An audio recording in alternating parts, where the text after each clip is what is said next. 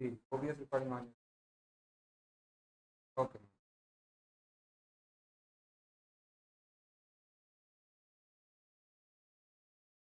ఒక్క నిమిషం.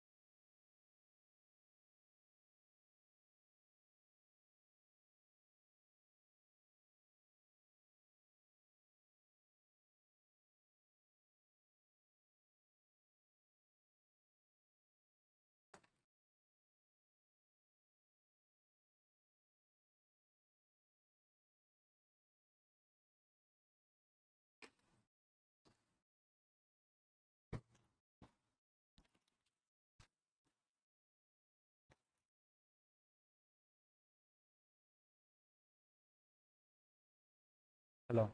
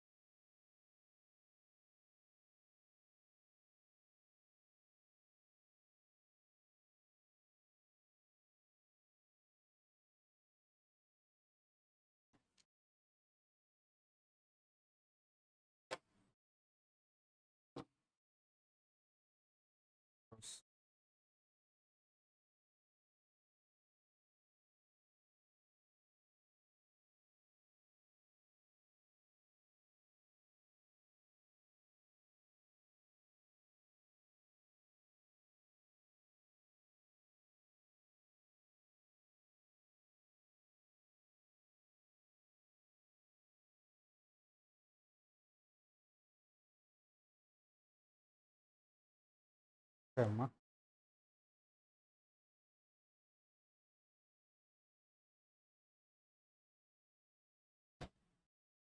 Okay. Vasudha.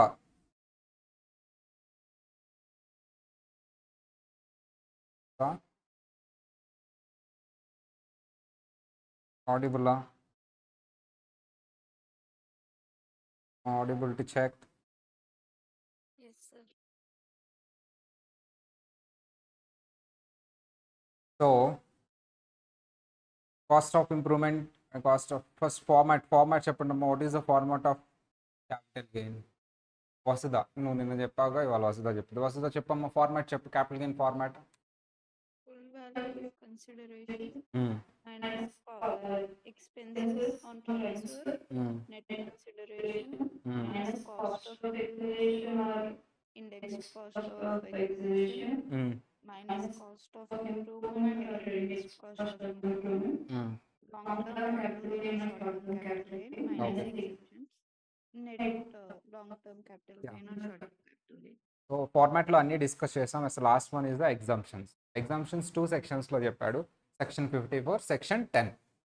Section 54లో ఏంటి డిఫరెన్స్ ఏంటి అంటే కండిషన్స్ చెప్తాడు. ఆ కండిషన్స్ సాటిస్ఫై చేస్తే ఆ క్యాపిటల్ గెయిన్ ఎగ్జామ్ట్. ఏం లేదమ్మా, ఆ వచ్చిన గెయిన్ని ఇదిగో నేను చెప్పినట్టు మంచి పనిలో ఇన్వెస్ట్ చేస్తే ఎగ్జామ్టెడ్. అదేంటో చూస్తే సరిపోదు. సెక్షన్ 10 అలా కాదు. సెక్షన్ 10లో అసలు ఆ గెయిన్ ఈ ఫార్మాట్లో ఈ నేచర్లో వస్తే ఎగ్జామ్టెడ్. సెక్షన్ 10 ఏంటి అసలు? Exempted incomes.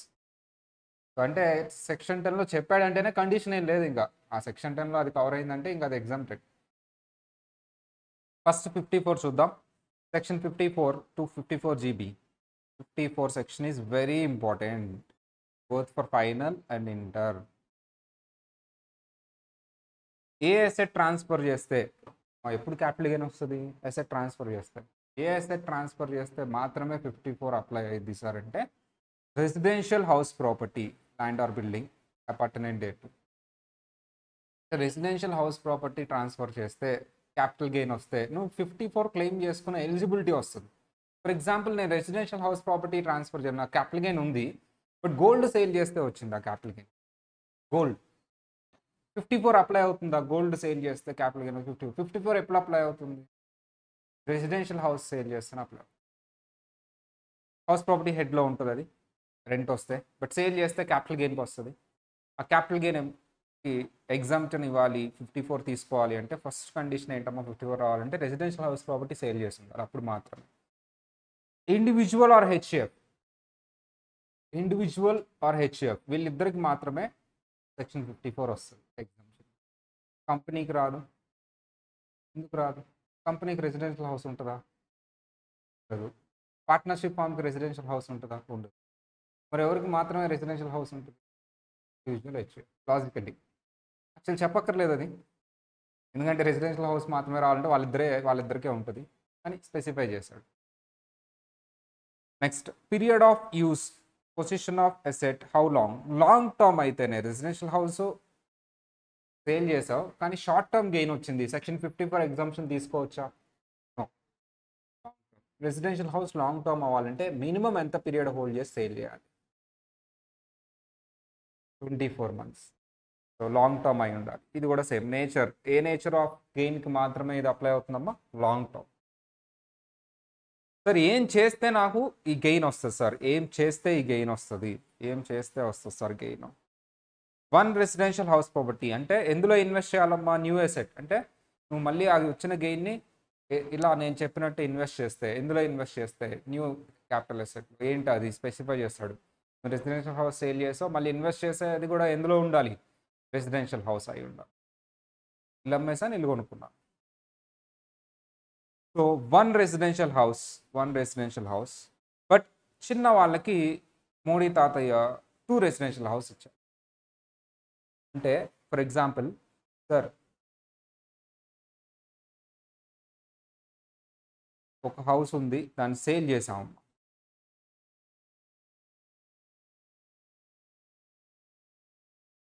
హౌస్ ఉందమ్మా, రెసిడెన్షియల్ హౌస్ ప్రాపర్టీ సోల్డ్. ఎంత వచ్చింది సార్ మీకు? గెయిన్ ఎంత వచ్చింది సార్? 90 lakhs వచ్చింది sir, minus indexed cost of acquisition వగేరా వగేరా అన్ని తీసేస్తే 70 lakhs వచ్చింది. ఏంటిది? Long term capital gain. ఈ లాంగ్ టర్మ్ క్యాపిటల్ గెయిన్ తీసుకెళ్ళి ఇంకొక రెసిడెన్షియల్ హౌస్ ప్రాపర్టీలో ఇన్వెస్ట్ చేశారు. ఎంత ఇన్వెస్ట్ చేశారు? 70 lakhs పెట్టి ఇంకో హౌస్ కొను. ఎందుకు సార్? ఇది ఎందుకు? అతను ట్రాన్స్ఫర్ అయ్యాడు, ఏదో ఆ ఊర్లో అమ్మేసి ఇంకో ఊర్లో కొనుక్కున్నాడు. టోటల్ గెయిన్ ఎగ్జామ్టెడ్ అమ్మా. 70 lakhs తీసేసే క్యాపిటల్ గెయిన్ 0. ఇప్పుడు మోడీ తాత ఏం చేశాడు? ఇంతకుముందు ఎలా ఉండేది సార్? ఈ 70 lakhs పెట్టి 2 houses కొనుక్కున్నాడు. 30 lakhs ఆర్ 35 lakhs అని 2 houses కొనుక్కున్నాడు. 2 houses. ఓన్లీ ఒక హౌసే ఇచ్చేవాడు ఎగ్జామ్షన్. అంటే ఇక్కడ ఎగ్జామ్షన్ ఎంత వచ్చేదమ్మా? 35 lakhs. 2 ఇచ్చేవాడు కాదు. ఇప్పుడు ఏం చేస్తున్నాడు? 2 ఇస్తున్నారు. అంటే 70 lakhs 2 houses, 35 lakhs ఒక హౌస్, 35 అపార్ట్మెంట్స్, 2 అపార్ట్మెంట్స్ కొనుక్కున్నాడు. 2 ఇస్తాడు. కానీ దీనికి ఒక కండిషన్ ఉంది. ఒకవేళ గెయిన్ 2 crores కంటే ఎక్కువ ఉంటే, వాళ్ళు ఉన్నవాళ్ళు బాగా, అప్పుడు 2 houses కాదు 1 రెసిడెన్షియల్ హౌస్ ప్రాపర్టీ అలౌ చేస్తాను ఎగ్జామ్షన్ కింద. చిన్న వాళ్ళకి మాత్రమే 2 houses. పెద్దవాళ్ళు అంటే ఎవరు? ముఖేష్ అంబానీ. సరే, 2 crores కంటే గెయిన్ ఎక్కువ వచ్చిన వాళ్ళు. సో ఈ ప్రొవిజన్లో 2 crores కంటే గెయిన్ ఎక్కువ వస్తే నీకు 1 రెసిడెన్షియల్ హౌస్ అమ్మ. చూడు, 1 residential house, but if the capital gain is less than 2 crores or 2 crores, 2 residential house ప్రాపర్టీలో ఇన్వెస్ట్ చేస్తే అది ఇస్తాను సార్. 3 houses ఇన్వెస్ట్ చేస్తాను. వచ్చిన గెయిన్ని 3 రెసిడెన్షియల్ హౌస్లో ఇన్వెస్ట్ చేస్తా, ఎన్ని ఇస్తాను? గెయిన్ ఎంత అని అడగాలి ఫస్ట్. గెయిన్ ఎంత సార్ అంటే 1,50 lakhs. 3 రెసిడెన్షియల్ హౌస్లో ఇన్వెస్ట్ చేస్తాను, ఎంత ఇస్తారు? 2 రెసిడెన్షియల్ హౌస్కి రిస్ట్రిక్ట్ చేస్తాం, ఎనీ 2. సార్ గెయిన్ ఎంత? 2,10,00,000. 3 రెసిడెన్షియల్ హౌస్లో ఇన్వెస్ట్ చేస్తాం, ఒకటి మాత్రమే ఇస్తాం, అదేదో నువ్వు సెలెక్ట్ చేస్తావు. అర్థమైందా అమ్మ provision? Sir 2 crores or below ఉంటే 2 రెసిడెన్షియల్ హౌస్లో ఇన్వెస్ట్ చేసింది ఇస్తాను, 2A. 3 అయితే నేను ఇవ్వను. లెస్ దాన్ 2 క్రోర్స్ అయితే ఆ 2 క్రోర్స్ అయితే, మోర్ దాన్ 2 క్రోర్స్ అయితే ఒకటే పాత ప్రొవిజన్, ఇది అమెండ్మెంట్. కానీ ఆ రెసిడెన్షియల్ హౌస్ ఎక్కడ ఉండాలమ్మా compulsory? India. Sir only once in life, only ఆ 2 అనేది లైఫ్లో ఒకసారి క్లెయిమ్ చేసుకో. మళ్ళీ నెక్స్ట్ టైం నువ్వు 1.5 క్రోర్స్ గెయిన్ వచ్చింది, మళ్ళీ 3 రెసిడెన్షియల్ హౌస్లో ఇన్వెస్ట్ చేసావు, కానీ నీకు ఎన్ని ఇస్తారమ్మా? ఒకటే. ఎందుకు? ఆల్రెడీ 2 తీసుకున్నావు కదా. ఆ 2 residential house additional 1 residential house exemption అనేది లైఫ్లో ఒకసారి ఇస్తాను. ఒకసారి క్లెయిమ్ చేసుకుంటే మళ్ళీ నీకు ఎంత వచ్చేసి దీవెందో నువ్వు చిన్నవాడు అయినా సరే 1. ఎందుకు? సార్ పెద్దవాడు డివైడ్ చేస్తే చిన్నవాడిలాగా కనిపిస్తాడు, మళ్ళీ చేస్తున్నాడంటే ఆడు కూడా పెద్దవాడే. అర్థమైందా? లైఫ్లో ఒకసారే 2 రెసిడెన్షియల్ హౌస్ తీసుకో, only once in life 2 residential house తీసుకో. సో నెక్స్ట్ టైం మళ్ళీ నువ్వు ఇన్వెస్ట్ చేసినప్పుడు నీకు అమౌంట్తో సంబంధం లేకుండా 1 వచ్చేస్తుంది. 1 రెసిడెన్షియల్ హౌస్లో ఇన్వెస్ట్ చేసిన అమౌంట్ మాత్రమే ఎగ్జామ్షన్ క్లెయిమ్ చేయాలి, అది లెస్ దాన్ 2 క్రోర్స్ అయినా సరే. ఓకేనా? లైఫ్లో ఒకసారే 2 రెసిడెన్షియల్ హౌస్. చాలామంది ఏమనుకుంటారు, ఈ 1 కూడా ఒకసారి అనుకుంటారు. నో, 2 అనేది బెనిఫిట్ ఇస్తున్నాం అడిషనల్గా, అది చిన్న వాళ్ళకి ఇస్తున్నాం, లైఫ్లో ఒకసారి ఇస్తున్నాం. మళ్ళీ ఇంకొకసారి క్లెయిమ్ చేసుకోవచ్చా? నో. మళ్ళీ ఇంకొకసారి నువ్వు 2 రెసిడెన్షియల్ హౌస్లో ఇన్వెస్ట్ చేస్తే ఒకటే ఇస్తారు ఎగ్జామ్షన్, ఎనీ 1 హౌసే ఎగ్జామ్షన్ ఇస్తారు అమౌంట్.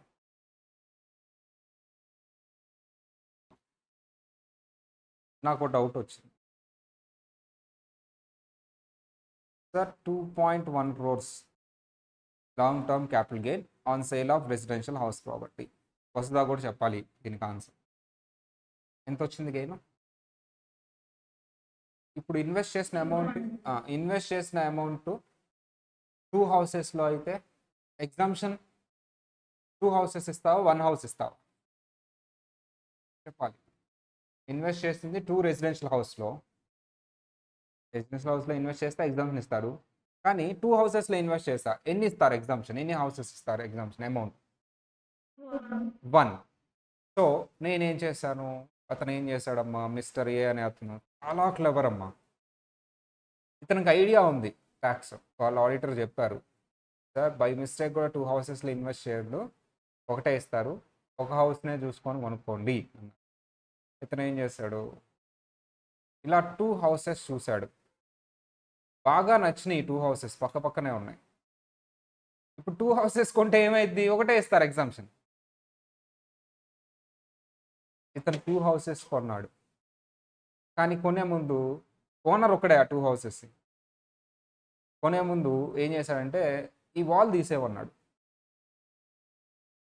రెండింటికి కామన్ ఎంట్రన్స్, రెండింటికి 2 ఎంట్రన్స్లు ఉంటాయి కదా, అది తీసేయమన్నాడు అమ్మా. అది తీసేసుకొని కామన్ ఎంట్రన్స్ పెట్టమన్నాడు, ఒక హౌస్ కింద సేల్ చేయమన్నాడు.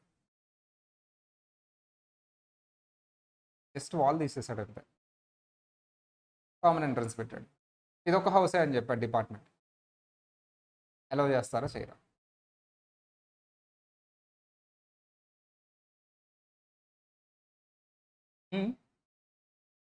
ఏమో నాకు తెలియదు, you are the department, I'm the assessee. Do you allow? వస్తుందా? అలౌ చేస్తారా? రెండింటికి డాక్యుమెంట్స్ ఉంటాయి కదా. ఒకటే డాక్యుమెంట్, ఒకటే ఓనర్ కాబట్టి ఒకటే డాక్యుమెంట్ రాశాడు. సేల్ ఒకటే, 2 బిల్డింగ్లకి ఒకటే సేల్ డీడ్ మీద ఎన్నైనా కొనుక్కోవచ్చు. 2 crores వరకు ఇస్తాను. Buildings different. 2 crores అయిపోయినమ్మా.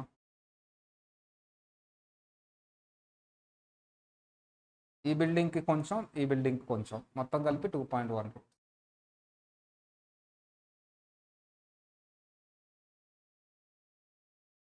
ఇప్పుడు నేను ఒక హౌస్ కొన్నట్ట, 2 హౌస్లు కొన్నట్టు? ఒకటేనా?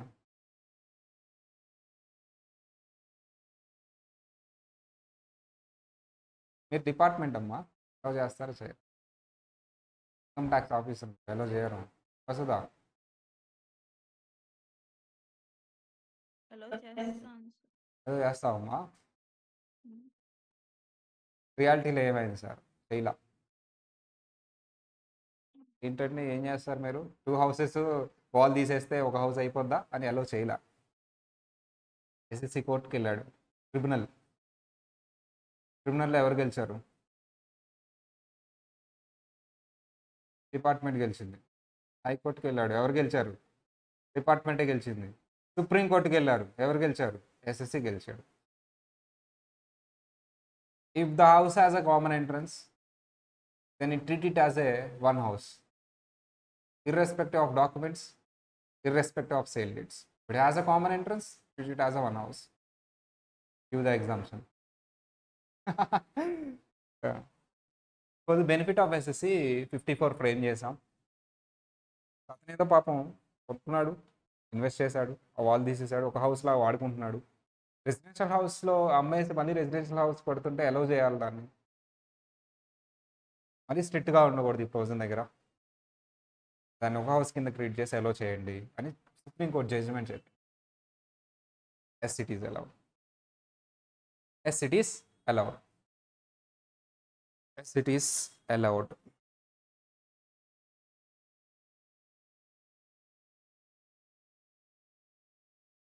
Flat with the common entrance would be considered as single flat. Case Syed Ali Adil 2013. Case గుర్తుంటుందా? కోట్ చేయండి.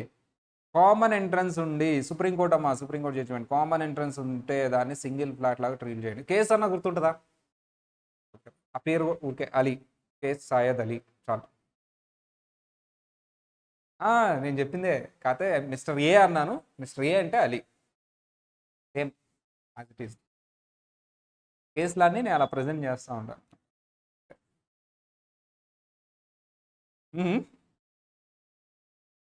మీరు క్లెయిమ్ మీరు కూడా చేసుకోవచ్చు.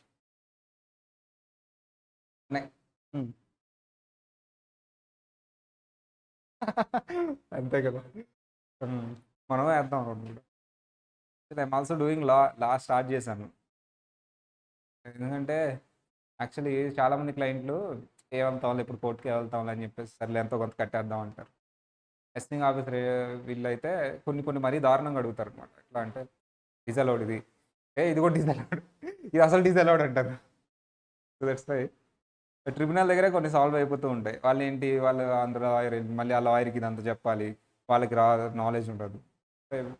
నేనని కదా, most of the chartered accountants, practising chartered accountants, every one is doing law.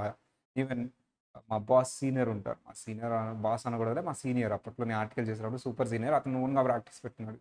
Is also right now doing law చేస్తున్నారు అందరు ఇయర్స్లో. 3 years పట్టింది కదా అది లాస్ట్ రాశాను, వేయాలి మరి మనకి కూర్చొని చదవాలి అవన్నీ. సరే ఎనీవే ఎల్ఎల్బి మీరు కూడా చేయండి అమ్మా, వీలుంటే ఎల్ఎల్బి చేసుకోండి. చేస్తామమ్మా, సూపర్ సూపర్. ఎల్ఎల్బి చేయండి, వాళ్ళకి ఎగ్జామ్స్ రాయటమే వెళ్ళి మన చదువుతా పోలిస్తే సింపుల్. నేను ముందే చెప్తానుగా, సెమ్ కాదు ఇయర్ వైజ్ సెమిస్టర్స్. అలాగే అనుకుంటా, సెమిస్టర్సే.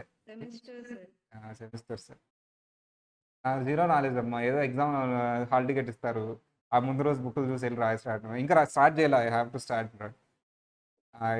బీకామ్ లాగా కొంచెం చదవాలి, మరీ బీకామ్ లాగా కాదు. మా ఇంట్లో మా బ్రదర్ చేశారు, 2 brothers చేశారు, మా సీనియర్స్ అందరు చేస్తున్నారు ఇప్పుడు. అది అందరు నాకు అడ్వైజ్ ఇచ్చారు, ఫోన్ చేసి మరీ చెప్పారు, నువ్వు చెయ్యి, అసలు చాలా కేసెస్ ఉన్నాయి, ప్రాక్టీస్ ఇట్లా ఉంది, ఇయర్ ప్రాక్టీస్ అట్లీస్ట్ లా చదువుకుంటే ఇట్లా వెళ్ళింది. ఇది నేను డిటీ కేసెస్ కోసం కాదు, జిఎస్టీ కేసెస్. జిఎస్టీ అవి చాలా పెండింగ్ ఉన్నాయి అనమాట. సరైన లాయర్స్ లెక్క. లాయర్స్ ఉన్నారు కానీ they don't know the GST provisions and application. ఎవరు ఎక్స్పర్ట్ ఇన్కమ్ ట్యాక్స్ అండ్ జిఎస్టీలో? Chartered accountant or CMA. మీరు కూడా చేయండి అమ్మా, చాలా మంచి ఫ్యూచర్ ఉంది ఇలా ఒకటి చేసి పక్కన. సరే ఎనీవే అర్థమైందా? ఆ లాయరు వెళ్ళి వాదించి అతనికి చేసుకొచ్చాడు. సరే ఇంకొక కేసు అమ్మా, ఒక హౌస్ ఉంది, దీన్ని సేల్ చేసాం, 90 lakhs వచ్చింది, అన్నీ పోగా 70 lakhs వచ్చింది capital gain. Long term capital gain, ఇది residential house property. So sale చేశారు, కొత్త హౌస్ చూశారు, చాలా బాగా నచ్చింది, అది కూడా 70 lakhs, హ్యాపీ, సింగిల్ హౌసే, రెసిడెన్షియల్ హౌస్ ప్రాపర్టీ, ఇది కూడా హ్యాపీగా నచ్చిందమ్మా. ఎవరు సార్? మిస్టర్ ఏ. ఈ ఇల్లు కొనేటప్పుడు అతనికి మ్యారేజ్ కావాలా, ఈ ఇల్లు కొనేటప్పుడు అతనికి మ్యారేజ్ కావాలా, ఎప్పుడో సమ్వేర్ ఎప్పుడు 2007లో కొనుక్కున్నాడు, ఇప్పుడు 2023, అప్పటి నుంచి ఇప్పుడు మ్యారేజ్ కాకపోతే ఎట్లా అవ్వాలిగా. మిస్సెస్ ఏ కూడా వచ్చారు ఇప్పుడు.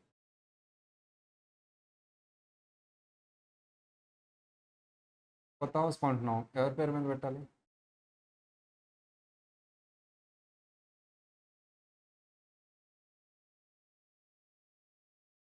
రెసిడెన్షియల్ హౌస్ కొంటున్నావు అమ్మా.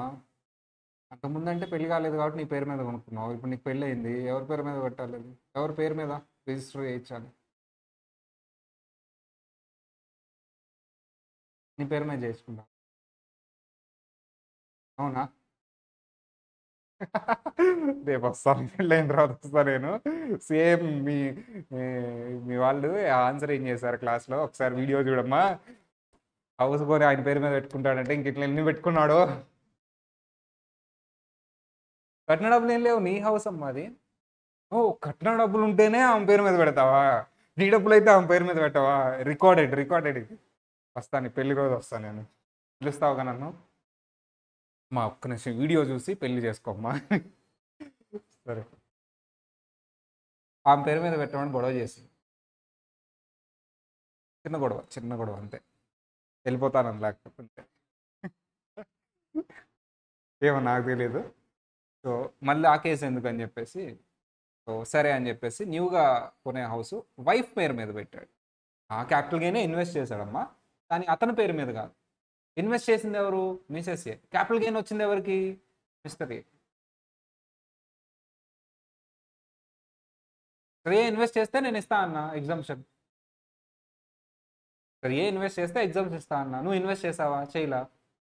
మీ వైఫ్ ఇన్వెస్ట్ చేశారు, నీ పేరు మీద ఉందా ఇప్పుడు న్యూ ఎసెట్? నీ పేరు మీద లేదు న్యూ ఎసెట్, నువ్వు ఎందుకు ఎగ్జామ్షన్ క్లెయిమ్ చేసావు? డిసలౌడ్, డిపార్ట్మెంట్ డిసలౌ చేసింది, ఇన్కమ్ ట్యాక్స్ ఆఫీసర్ డిసలౌ చేశాడు. ఎస్ఎస్సి కోర్టుకి వెళ్ళాడు. ఏం చెప్పారు? ఏం చెప్పారు? ఎల్లోడా డిసెల్లోడా? మా వస్తుందా? ఎస్ఎస్సి పేరు మీద లేదు న్యూ అసెట్, ఎస్ఎస్సి వాళ్ళ వైఫ్ పేరు మీద ఉంది. ఎస్ఎస్సి ఇన్వెస్ట్ చేయాలా, ఎగ్జామ్స్ ఇద్దామా వద్దా? ఇద్దామా? ఇవ్వలా, డిపార్ట్మెంట్ ఇవ్వలా, డిపార్ట్మెంట్ చెడ్డదమ్మా. కాదంట, అయినా సరే డిపార్ట్మెంట్ చెడ్డదమ్మా. ఇప్పుడు ఏం చేద్దాం? కోర్టుకి వెళ్దామా? కోర్టు ఏం చెప్పింది? ఎలా చేయమని చెప్పిందా? Okay. So the new investment can be in the name of different SSC, that is by case Kamal Vamal 2013. Vahal Kamal Vahal 2013, ఇది కూడా 2013లో చాలా కేసెస్ వచ్చాయి. కమల్ వహల్ 2013 పేరు గుర్తుంటుందా? ఏ యాక్ట్?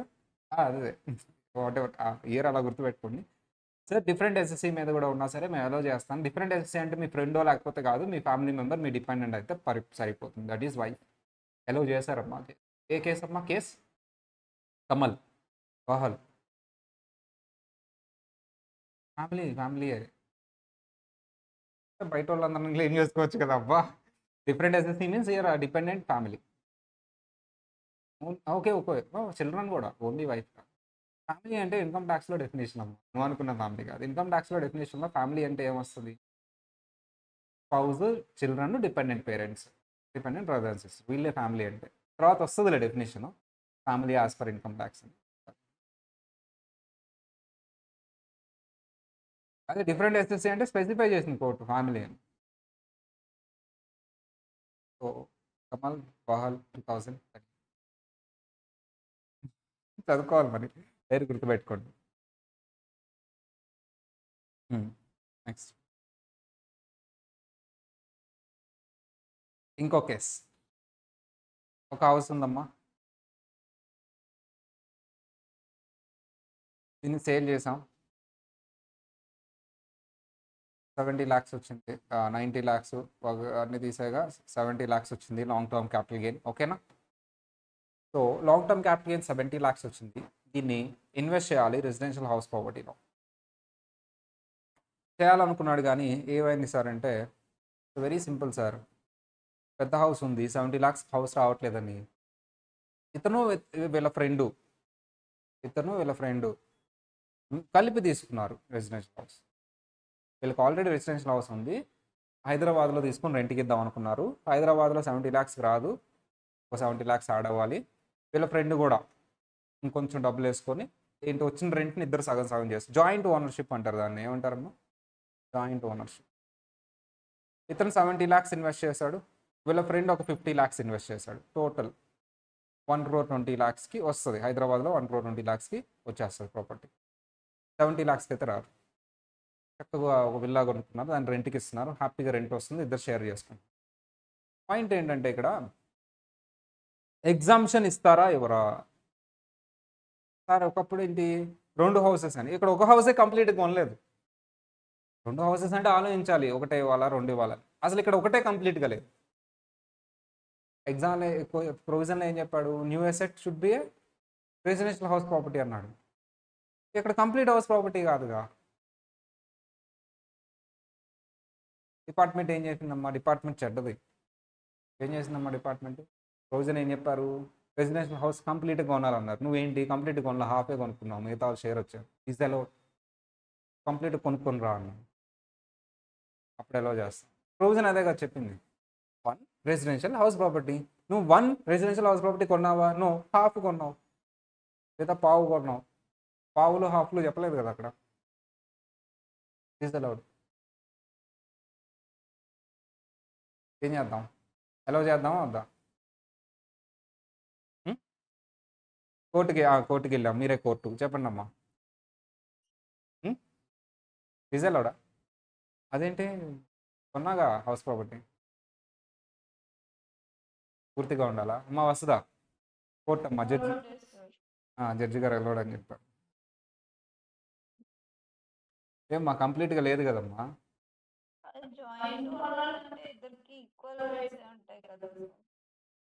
అవును, కంప్లీట్ ఓనర్ అవ్వాలి, జాయింట్ ఓనర్ కాదు కదా. అదే కదా ప్రొవిజన్. అట్లా చెప్పారా ప్రొవిజన్లో? చెప్పలేదుగా.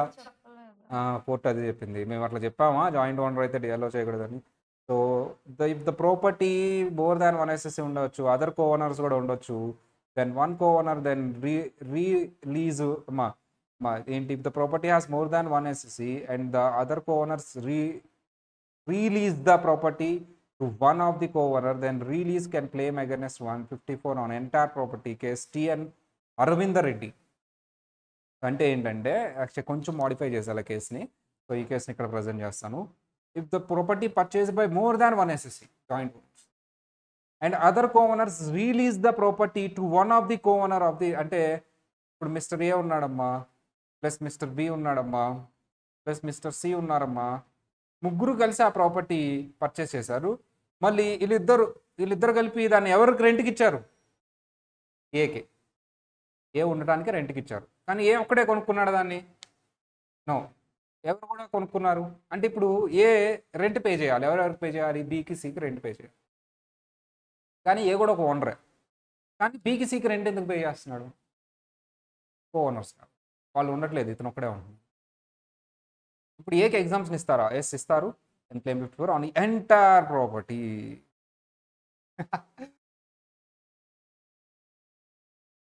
ఇతను కంప్లీట్ ఓనర్ కాదు కదా, అయినా సరే ఎగ్జామ్షన్ తీసుకోవచ్చు.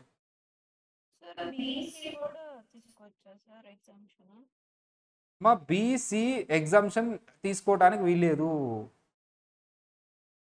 ఒకవేళ బీసీ ఎగ్జామ్షన్ తీసుకుంటే అప్పుడు ప్రొపోర్షనేట్గా వస్తుంది.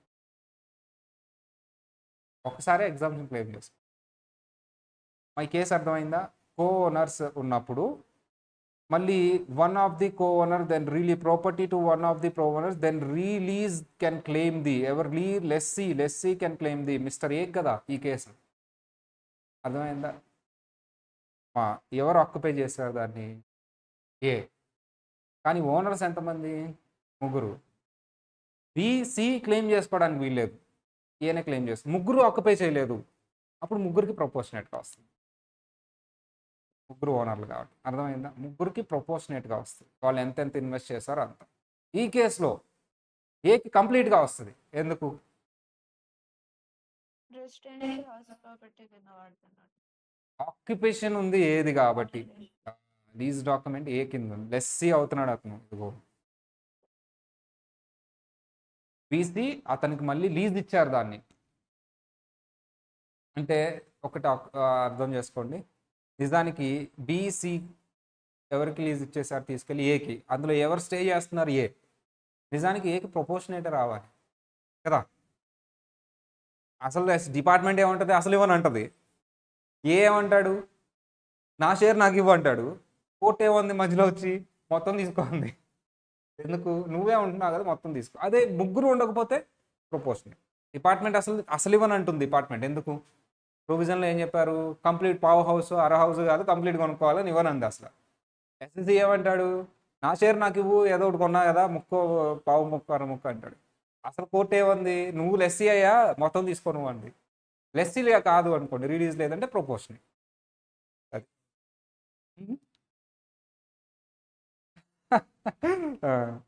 ఏముంటాడు బ్యాక్గ్రౌండ్లో.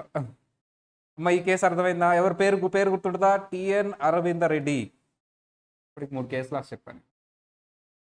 ఫస్ట్ కేసు లా, ఫైనల్లో కేసు లాసే ఇంపార్టెంట్. మీరు కేసులా రాయండి, అసలు మార్కులు వేస్తారు. కేసులా మీదే క్వశ్చన్స్ ఫ్రేమ్ చేస్తారు. ఫైనల్లో కేసు లాస్ చాలా ఇంపార్టెంట్. ఇంటర్లో అంతే అడిగాడు, కానీ ఫైనల్లో case laws are important. Case laws మీకు కావాలంటే పాస్ట్ ఎగ్జామ్ క్వశ్చన్స్ చూసుకోండి, కేసులా మీదే ఉంటాయి. ఫస్ట్ కేసులా ఎవరు? అలీ. అది సయ్యద్ అలీ. ఏంటి కేసులా? కామన్ ఎంట్రన్స్, సింగిల్ కీబోర్డ్స్ చెప్పండి చాలు. సెకండ్ కేసులో ఎవరు?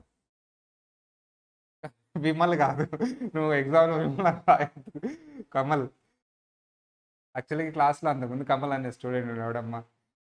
అందరూ నేను విమల్ అని పిలిచాడు, అందరూ నవ్వేవాళ్ళు పాపం. కావాలని కాదు, నాకు ఎందుకో అది గుర్తుండిపోయింది విమల్ అని చెప్పేసి. కమల్ చెప్పమ్మా. కేసులో ఏంటి? ఓయ్ మొదటి చెప్పాను నేను. Different SSC can claim, even though in the different SC can claim. Last one, Aravinda Reddy. More than 1 SC కూడా co-owners ఉండొచ్చు. ఇన్ కేస్ రియలీ లెస్సీ నేనైతే మొత్తం క్లెయిమ్ చేసుకోవచ్చు, నేను లెస్సీ కాకపోతే నాకు ప్రపోర్షనేట్గా వస్తుంది. ప్లస్ అది మ్యాటర్.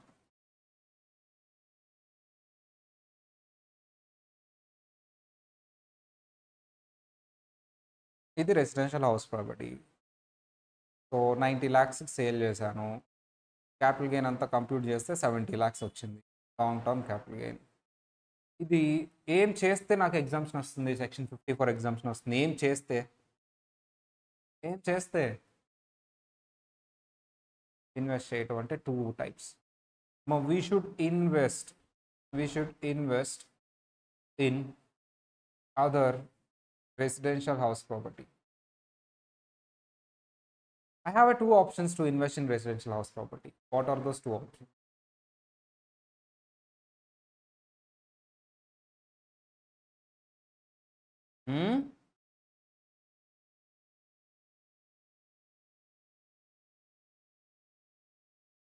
చెప్పాలి. Purchase, construct. ఈ రోజుల్లో పర్చేస్ కూడా టైం టేకింగ్ అమ్మా, ఒకప్పుడు లాగా. కన్స్ట్రక్ట్ అయితే obviously it will take minimum 3 years. Foundation వేయాలి, 1 year పైన అయితే పట్టిద్ది మంచి హౌస్ కట్టుకోవాలి.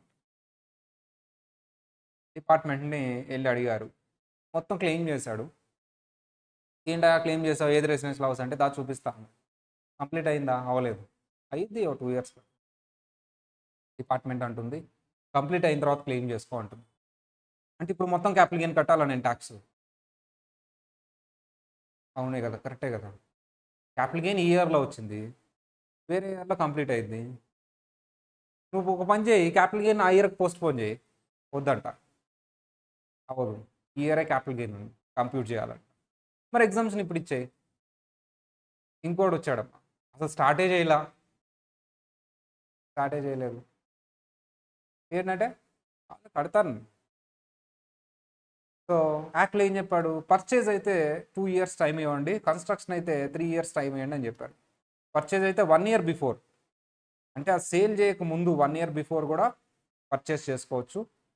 2 years తర్వాత కూడా పర్చేస్ టైం ఇవ్వండి, 3 years. అమ్మ పర్చేస్కి ఎన్ని ఇయర్స్ టైం ఇచ్చారు? 2 years. దీనికి కూడా 3 years కాకపోతే 1 year బిఫోర్ పర్చేస్ కూడా కన్సిడర్ చేయండి ఇన్వెస్ట్మెంట్ కింద.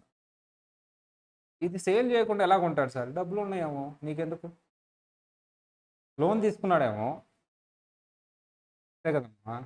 నేను ఒక హౌస్ సేల్ చేసి ఇంకో హౌస్ కొనుక్కోవాలనుకుంటున్నాను, ఆ హౌస్ రెడీగా ఉంది, ఈ హౌస్ ఇంకా రేట్ రాలా, మంచి రేటు, గవర్నమెంట్ మారితే మంచి రేట్ వస్తుంది.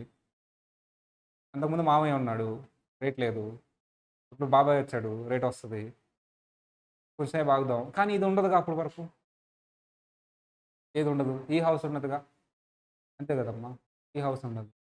మరి ఏం చేద్దాం సార్? లోన్ తీసుకొని కొనేద్దాం, ఇది సేల్ చేసి ఆ లోన్ తీర్చేద్దాం. అంటే 1 year బిఫోర్ ఎలో చేయండి. దేనికమ్మా? పర్చేస్కి.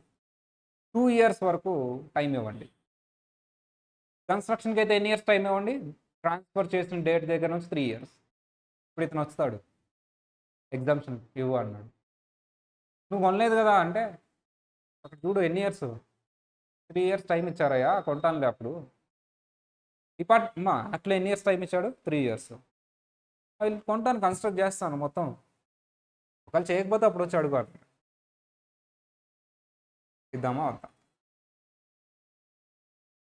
3 years టైం ఇచ్చారు, ఇంకా నేను స్టార్ట్ కూడా చేయలా, అట్లీస్ట్ చేస్తా, నెక్స్ట్ ఇయర్ స్టార్ట్ చేస్తా. ఇవన్నీ చెడ్డ రోజులు, ముహూర్తం ఉంది దానికి, అప్పుడు చేస్తా. యాక్ట్లోనే చెప్పాడు కదా 3 years వరకు కొనుక్కోవచ్చు అని. ఎలో చేద్దామా వద్దా? వస్తుందా? ఎలో చేద్దామా వద్దా? వేయలా, ల్యాండ్ కూడా కొనలా, కొంటా 3 yearsలో. కావాలంటే బాండ్ పేపర్ ఇవ్వండి, రాసిస్తాం. సరే ఇయర్స్ వరకు ఎలా చేయొచ్చు?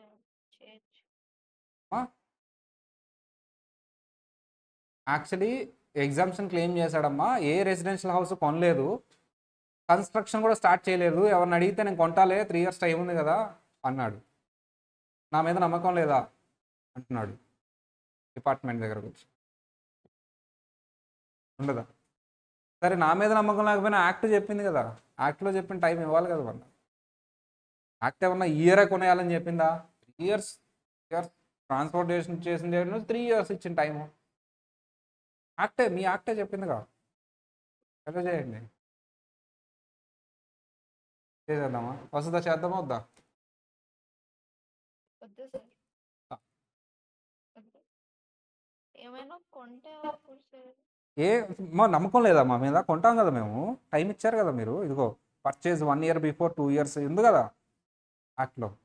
కన్స్ట్రక్షన్ అయితే 3 years from the DOT. DOT అంటే ఫుల్ ఫామ్ ఏంటమ్మా? Date of transfer. Date of transfer దగ్గర నుంచి 3 years, అప్పటికి ఈ రిటర్న్ ఫైల్ చేస్తాం. మీరే చెప్పారు కదా యాక్ట్లో, మీరు ఎలా చేయట్లేదంటే ఇంకా తీసేయండి, ఆ పాయింట్ తీసేయండి. 3 years ఎందుకు? ఇంకా విత్ ఇన్ 1 year అని రాయండి, with in the due date of return అని రాయండి. డ్యూ డేట్ ఆఫ్ రిటర్న్లో పని చెప్పలేదు కదా ఇక్కడ, 3 years అని చెప్పారు కదా. ఆ పాయింట్ తీసేయండి అట్లయితే, ఇవ్వకపోతే. అంతే కదా, మీరు ఇవ్వలేదంటే ఇంకా ఆ పాయింట్ ఇన్వాలిడ్ కదా. మీరు రాయండి, ఆ పాయింట్ తీసేసి up to due date of return అని రాయండి అక్కడ, 3 years 2 years తీసేసి. గొడవ పడుతున్నా అమ్మ డిపార్ట్మెంట్తో.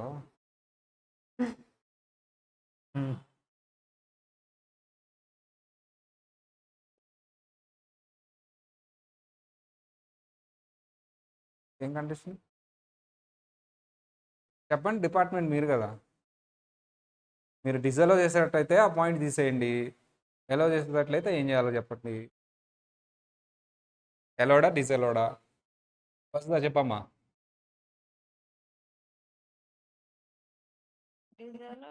అయితే ఆ పాయింట్ తీసేయండి, up to due date of return అని రాయండి అక్కడ. 3 years ఎందుకు రాస్తారు? డిజలో చేస్తారంటే 3 years ఇవ్వనంటే కదా మీరు. ఏమైనా కొన్నట్టు చూపిస్తేనే ఇస్తాను. అక్కడ ఏం చెప్పలేదే, 3 yearsలో కొనమన్నారు, అట్లా చెప్పారు అక్కడ, ఏం కండిషన్ చెప్పారమ్మా? చెప్పలేదు. మరి ఎట్లా? మీ ఇష్టమా? మీ చేతిలో పవర్ ఉందిగా డిపార్ట్మెంట్గా.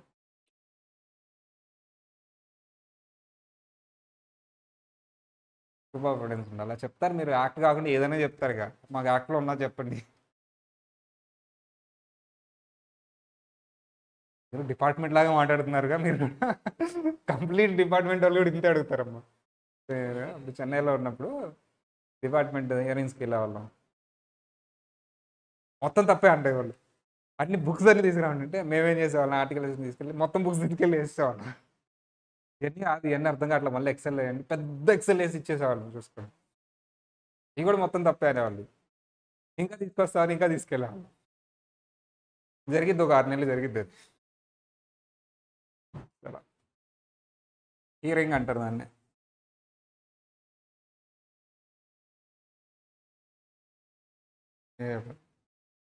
సో ఇదే వచ్చిందమ్మా కేస్. సో కోర్టు బాగా ఆలోచించి no we need to update the ప్రొవిజన్లోనే క్లారిటీ లేదు. ఎందుకంటే డిపార్ట్మెంట్ పాయింట్ ఆఫ్ వ్యూ చూసినప్పుడు కరెక్టే, 3 years టైం ఇచ్చారు. ఆ, కానీ ఇతను ఏం కొనలేదు కాబట్టి ఇప్పుడు ఎగ్జామ్స్ ఇస్తే కొంటాడో లేదో డౌట్.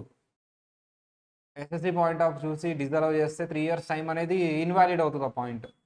అందుకని ఇంకొక పాయింట్ రాశారు సార్. ఏంటి అంటే సార్ నువ్వు ఒకవేళ 3 years టైం తీసుకో, but up to due date of ITR నువ్వు ఒకవేళ దాన్ని ఇన్వెస్ట్ చేయలేకపోతే 3 years టైం నీకు ఇస్తాను, కానీ డిపార్ట్మెంట్కి నమ్మకం కలిగించాను. అంటే ఆ డబ్బుల్ని నువ్వేం కొనక్కర్లా, బాగా ఆలోచించుకుని చూసుకునే ల్యాండ్ ఎత్తుకునే కొను, కానీ ఆ డబ్బుల్ని నువ్వు నిజంగానే ల్యాండ్ కొంటావని ప్రూవ్ చేసుకోవాలి.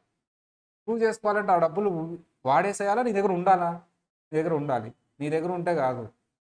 క్యాపిటల్ గెయిన్ డిపాజిట్ స్కీమ్ అని ఒక గవర్నమెంట్ అకౌంట్ ఉంటుంది, అందులో డిపాజిట్ చేయి. 3 years లోపు నీకు ఎప్పుడు మంచి బిల్డింగ్ ఉంటే అప్పుడు తీసి కొనుక్కో. పర్చేజ్ అయితే 2 years, కన్స్ట్రక్షన్ అయితే అప్పుడు డిపార్ట్మెంట్ నమ్ముతుంది, ఓకే ఇతను ఫ్యూచర్లో ఇది పర్సనల్ ఖర్చుకు వాడకుండా ల్యాండ్ అండ్ బిల్డింగ్లో ఇన్వెస్ట్ చేస్తాడని. మనం ఒకవేళ ల్యాండ్ అండ్ బిల్డింగ్ కొనలేని పక్షంలో ఎందులో ఇన్వెస్ట్ చేయాలి? You have to deposit in capital gain deposit scheme. నీ దగ్గర పెట్టుకొని నా దగ్గర నమ్మకం లేదా అంటే కుదరదు, అందులో వేసి అప్పుడు అడుగు వచ్చి నేను ఎగ్జామ్షన్ ఇస్తాను. పార్షల్ అమౌంట్ పెడితే పార్షల్ అమౌంట్. అదే నెక్స్ట్ పాయింట్. సార్ నువ్వు ఇన్వెస్ట్ చేసిన amount are capital gain whichever is lower ఇస్తా రిడక్షన్. నువ్వు ఇన్వెస్ట్ చేసిన అమౌంట్ అంటే అది హౌస్ ప్రాపర్టీలో కానీ క్యాపిటల్ గెయిన్ డిపాజిట్ స్కీమ్లో కానీ నువ్వు ఇన్వెస్ట్ చేసిన అమౌంట్. అమ్మ for example house property land కొన్నాను, 70 lakhsలో 30 lakhs పెట్టి ల్యాండ్ కొన్నాను, బ్యాలెన్స్ 40 lakhs తీసుకెళ్ళి క్యాపిటల్ గెయిన్ డిపాజిట్లో తీసాను. ఇన్వెస్ట్మెంట్ అంటే ఇక్కడ మీనింగ్ ఏంటంటే 3, either purchase or construction or capital gain deposit scheme, మొత్తాన్ని కలిపి తీసుకుంటాను. దాన్ని దేంతో కంపేర్ చేస్తాను? ఆ ఇన్వెస్ట్మెంట్ని క్యాపిటల్ గెయిన్తో. విచ్ ఎవర్ ఈజ్ లోయర్ ఇస్తాను. పర్చేజ్ ఆర్ కన్స్ట్రక్షన్ అమ్మ, ఇది and capital gain deposit scheme. నువ్వు పర్చేజ్ కానీ కన్స్ట్రక్షన్ కానీ రెండిట్లో ఏదో ఒకటేగా చేసేది. ఒకవేళ 2 houses ఎలిజిబుల్ అయితే 2 చేస్తావులే. అండ్ ఆ అమౌంట్తో పాటు ఏది కూడా కన్సిడర్ చేస్తాను క్యాపిటల్ గెయిన్. అమ్మ మొత్తం ఒకేసారి పెట్టలేం కదా, 3 years టైం ఉంది కదా. ఆర్ అసలు ఈ ఇయర్ పెట్టకుండా నెక్స్ట్ ఇయర్ స్టార్ట్ చేయొచ్చు నేను. అప్పుడు నువ్వు ఇదిగో క్యాపిటల్ గెయిన్ డిపాజిట్ స్కీమ్లో ఇన్వెస్ట్ చేస్తేనే నేను నమ్ముతాను ఆ ఫ్యూచర్లో 3 yearsలో ఈ అమౌంట్ని హౌస్ ప్రాపర్టీకి ఎలోకేట్ చేసినట్టు నాకు ప్రూఫ్ కావాలి. స్పెండ్ చేయలేదు, నాకు ప్రూఫ్ కావాలి దానికి పక్కన పెట్టినట్టు. ఇది కూడా సార్ బ్యాంక్ అకౌంట్లో పక్కనే ఉంది. బ్యాంక్ అకౌంట్ నీ చేతిలో ఉంటుందయా, నువ్వు ఎప్పుడైనా వాడుకోవచ్చు డ్రా చేసుకుని. నాకు బ్యాంక్ అకౌంట్లో వేసినట్టు కాదు, స్కీమ్లో ఈ అకౌంట్ సెంట్రల్ గవర్నమెంట్ అకౌంట్ ఒకటి ఉంటుంది, అందులో డిపాజిట్ చేసి ప్రూఫ్ చూపించు, అప్పుడు నేను అలో చేస్తాను. అప్పుడు నేను పక్కన పెట్టినట్టు నమ్ముతాను. ఎంత ఇస్తావు ఎగ్జామ్షన్? నేను మొత్తం ఇన్వెస్ట్ చేయలేదు. నువ్వు ఇన్వెస్ట్ చేసిన అమౌంట్ ఓవరాల్గా నువ్వు ఇన్వెస్ట్ చేసిన అమౌంట్, అది కన్స్ట్రక్షన్ అవ్వచ్చు, స్కీమ్ అవ్వచ్చు, ఏదైనా సరే ఓవరాల్గా ఇన్వెస్ట్ చేసిన amount are capital gain whichever is least ఇస్తాను ఎగ్జామ్షన్. అంతేగాని 70 lakhs వచ్చేసి నువ్వు 30 lakhs ఇన్వెస్ట్ చేస్తే 70 lakhs ఎగ్జామ్షన్ నువ్వు 30 lakhs ఇస్తాను. అలా ఈ 2 points వచ్చినాయి ప్రొవిజన్లోకి.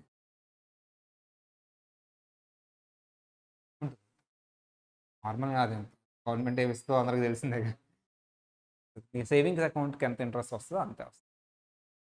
అందుకని అట్లా ఏమి ఉండదు. మీ సేవింగ్స్ అకౌంట్లో ఉన్నప్పుడు ఎంత ఇంట్రెస్ట్ వస్తుందో అంత ఇంట్రెస్ట్ వస్తుంది. ఇబ్బంది ఏంటంటే జస్ట్ ప్రూఫ్ కోసం అంతే అది. సరే, ఇంకో కేసులా, మొత్తం కేసులాస్తోనే నడుస్తుంది. ఎందుకు వచ్చినాయి అంటే ఈ ప్రొవిజన్కి ఇన్ కేస్ లాస్ ఎస్ఎస్సి వల్ల. దాన్ని ఎలా ఎగ్జామ్షన్ తీసుకోవడానికి ఎన్ని గేమ్స్ ఆడాలి చెప్తా ఇప్పుడు. ఇవి సిలబస్లో లేని చెప్తానమ్మా. ఇక అట్లయినా అట్లా మర్చిపోవాలి, మళ్ళీ డిపార్ట్మెంట్ దాకా తెలిసేలా చేయొద్దు, పట్టుకుంటారు వాళ్ళు. సరే సార్, ఏంటి ఒక హౌస్ ఉందమ్మా, 90 lakhs మైనస్ వగేరా వగేరా వగేరా, మన క్యాపిటల్ గెయిన్ ఎంత వచ్చిందమ్మా, 70 lakhs. This is a long term capital gain, right? This is a long term capital. ఇతను ఏం చేస్తావు, ఓహో నువ్వేం చేస్తున్నావు, ఇన్వెస్ట్ చేస్తేనే ఎగ్జామ్స్ ఇస్తున్నావు. చేసేసా. ఇంకో హౌస్ కొన్నా, residential house property, 70 lakhs. Exemption ఇస్తారా ఇవ్వరా? ఇచ్చేశారు ఎగ్జామ్షన్, చక్కగా క్లెయిమ్ చేసుకున్నా. నెక్స్ట్ ఇయర్ సేమ్, నా డబ్బులు నాకు వచ్చేసి అయిపోయింది, గోయిందా. పర్సనల్గా వాడుకున్నాను, కొన్నాను, అమ్మాను, ఆ డబ్బులు నాకు వచ్చేసి పర్సనల్గా వాడుకున్నాను, అయిపోయింది. మధ్యలో ఎవరు పిచ్చోళ్ళు అయ్యారమ్మా? డిపార్ట్మెంట్. ఏం చేద్దాం, చంపేద్దామా? ఏం చేద్దాం?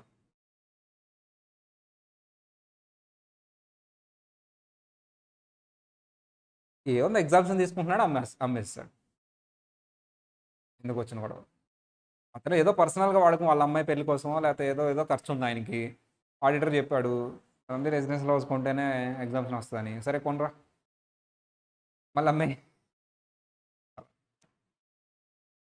చాలా ట్యాక్స్ సేవ్ అవుతుంది కదా, ఆ రిజిస్ట్రేషన్ ఛార్జెస్ కంటే ట్యాక్స్ ఎక్కువ సేవ్ అవుతుంది. ఛార్జెస్ ఎంత 10% ఎంత ఉంటాయి, ట్యాక్స్ ఎంత 30%, 20% పడుతుంది. సేవ్ చేసినట్టేగా మనీ.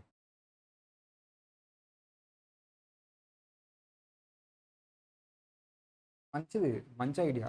ఈ ఐడియాలు ఎవరిస్తారు తెలుసా? మరి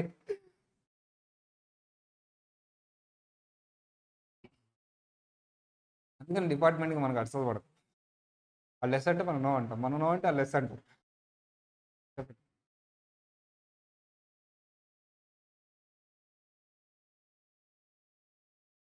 సో అలా జరిగినాయి అమ్మ చాలా కేసెస్. ఈసారి గవర్నమెంటే దిగిన రంగంలోకి, అమ్మ ఇవన్నీ చేస్తున్నారు ఇలాగా, ట్యాక్స్ చాలా వేస్ట్ అయిపోతుంది. You have to write a provision where such new asset is transferred within the time period of 3 years from the date of construction or purchase.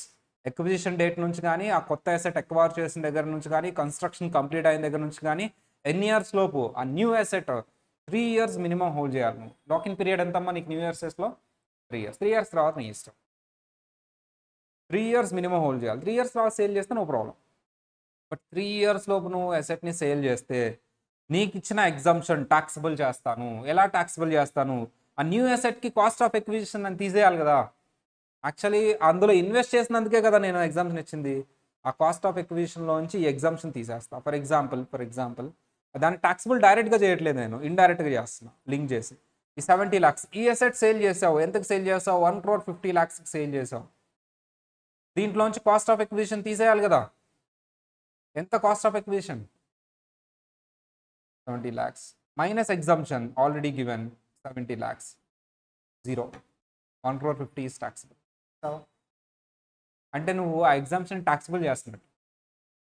Cost of acquisition తీసేస్తున్నావు అంటే ఏంటో, cost of acquisition తగ్గిస్తున్నావు అంటేనే tax amount పెరుగుతున్నట్టు కదా. ఆ కొత్త asset cost of ఎక్విజిషన్లోంచి, ఆ cost of ఎక్విజిషనే కదా నువ్వు exemption ఇచ్చింది, దాంట్లోంచి ఆల్రెడీ ఇచ్చిన ఎగ్జామ్షన్ తీసేసాయి. అంటే సింపుల్గా కాస్ట్ ఆఫ్ ఎక్విజిషన్ ఇవ్వను. ఏ సార్ సపరేట్గా 70 lakhs టాక్సిబుల్ అని చెప్పొచ్చు కదా. నో. సో కొన్న అసెట్ అమ్మిన అసెట్ సిమిలర్ కాబట్టి కాస్ట్ ఆఫ్ ఎక్విజిషన్కి అడ్జస్ట్ చేసేసాయి ఎగ్జామ్షన్. కాస్ట్ ఆఫ్ ఎక్విజిషన్కి ఎగ్జామ్షన్ అడ్జస్ట్ చేయడం అంటే కాస్ట్ ఆఫ్ ఎక్విజిషన్ మొత్తం ఎగ్జామ్షన్ ఇచ్చినట్టే కదా. ఇన్వెస్టెడ్ అమౌంట్ మొత్తం ఎగ్జామ్షన్ కదమ్మా. అంతకంటే ఎక్కువ ఉంటే, ఇది కొనటం నేను 1 crore పెట్టి కొన్నాను అనుకోండి అమ్మా, 70 lakhs తీసేస్తాం అంతే కదా. ఎగ్జామ్షన్ 1 crore ఇవ్వనుగా. Cost of acquisition or capital gain whichever is less ఇస్తాం. సో మళ్ళీ చదువుతున్నా, జాగ్రత్త వినండి అమ్మా. So from the date of acquisition then cost of acquisition of such new asset would be reduced by the amount of exemption. అంటే ఇండైరెక్ట్గా ఎగ్జామ్షన్ని taxable చేస్తున్నారు. ఎన్ని ఇయర్స్ హోల్డ్ చేయాలి minimum? Lock in period. So ఇది సెక్షన్ 54, ఇది section sir ఒకవేళ ఈ పర్టిక్యులర్ 3 ఇయర్స్లో నువ్వు గెయిన్ తీసుకొని కొత్త ఎసెట్ ఏం కొనలేదు సార్, క్యాపిటల్ గెయిన్ డిపాజిట్ స్కీమ్లో అలాగే ఉంది, న్యూ ఎసెట్ కొనలేదు, 3 ఇయర్స్ వెయిట్ చేస్తాడు, నువ్వు కొంటావేమోనని. 3 ఇయర్స్ అయిపోయింది, వెయిట్ చేస్తాడా, ట్యాక్సిబుల్ చేసేస్తాడు. ఆ క్యాపిటల్ గెయిన్ డిపాజిట్ స్కీమ్లో ఉన్న అన్యూటిలైజ్డ్ అమౌంట్ ఏదైతే ఉంటుందో అది ట్యాక్సిబుల్. ఎన్ని ఇయర్స్లో యూజ్ చేయాలి? ఆ డిపాజిట్ స్కీమ్లో ఉన్నది 3 ఇయర్స్ ఆ 2 ఇయర్స్. పర్చేజ్ అయితే 2 ఇయర్స్, కన్స్ట్రక్షన్ అయితే 3 ఇయర్స్. ఎందుకు పర్చేజ్ 2 ఇయర్స్ ఇచ్చాడు? 1 ఇయర్ బిఫోర్ అన్నాడుగా, అందుకని 2 ఇయర్స్ ఇచ్చాడు. 1 year before date of transfer are 2 years after the date of transfer are 3 years after the date of. Unutilized amount shall be taxable if any unutilized amount in capital gain deposit scheme shall be taxable after the completion of that period.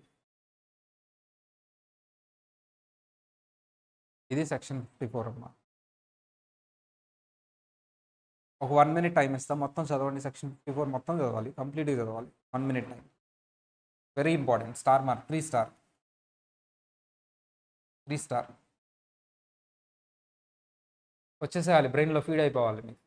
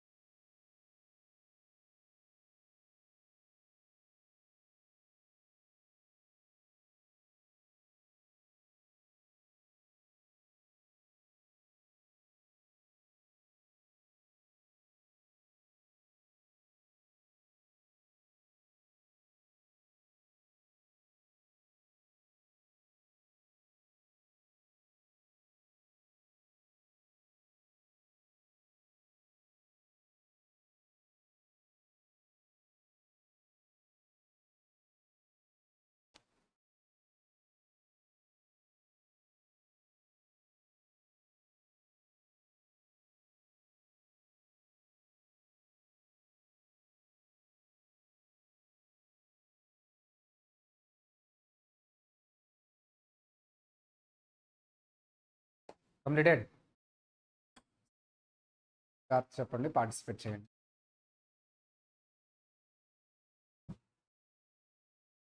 Section 54, section 54 మీకు రావాలి అంటే sale చేసే asset ఏదై ఉండాలమ్మా? Residential house property. Residential house property. Long టర్మా, short టర్మా? Nature of capital gain, long term capital gain. నువ్వు invest చేయాల్సిన న్యూ అసెట్ కంపల్సరీ ఏమై ఉండాలి? ఒక హౌస్ ప్రాపర్టీ ఇస్తారా, 2 ఇస్తారా? 2 crores కన్నా తక్కువ ఉంటే 2 ఇస్తారు. ఈక్వల్ టు ఆర్ 2 crores కంటే తక్కువ ఉంటే 2 crores, గ్రేటర్ దాన్ 2 crores ఉంటే ఏంటిది long term capital gain. House property value కాదు, లాంగ్ టర్మ్ క్యాపిటల్ గెయిన్. చాలామంది అదే కన్ఫ్యూజ్ అవుతున్నారు, కొత్తగా కొనే హౌస్ ప్రాపర్టీ వాల్యూ అంటున్నారు.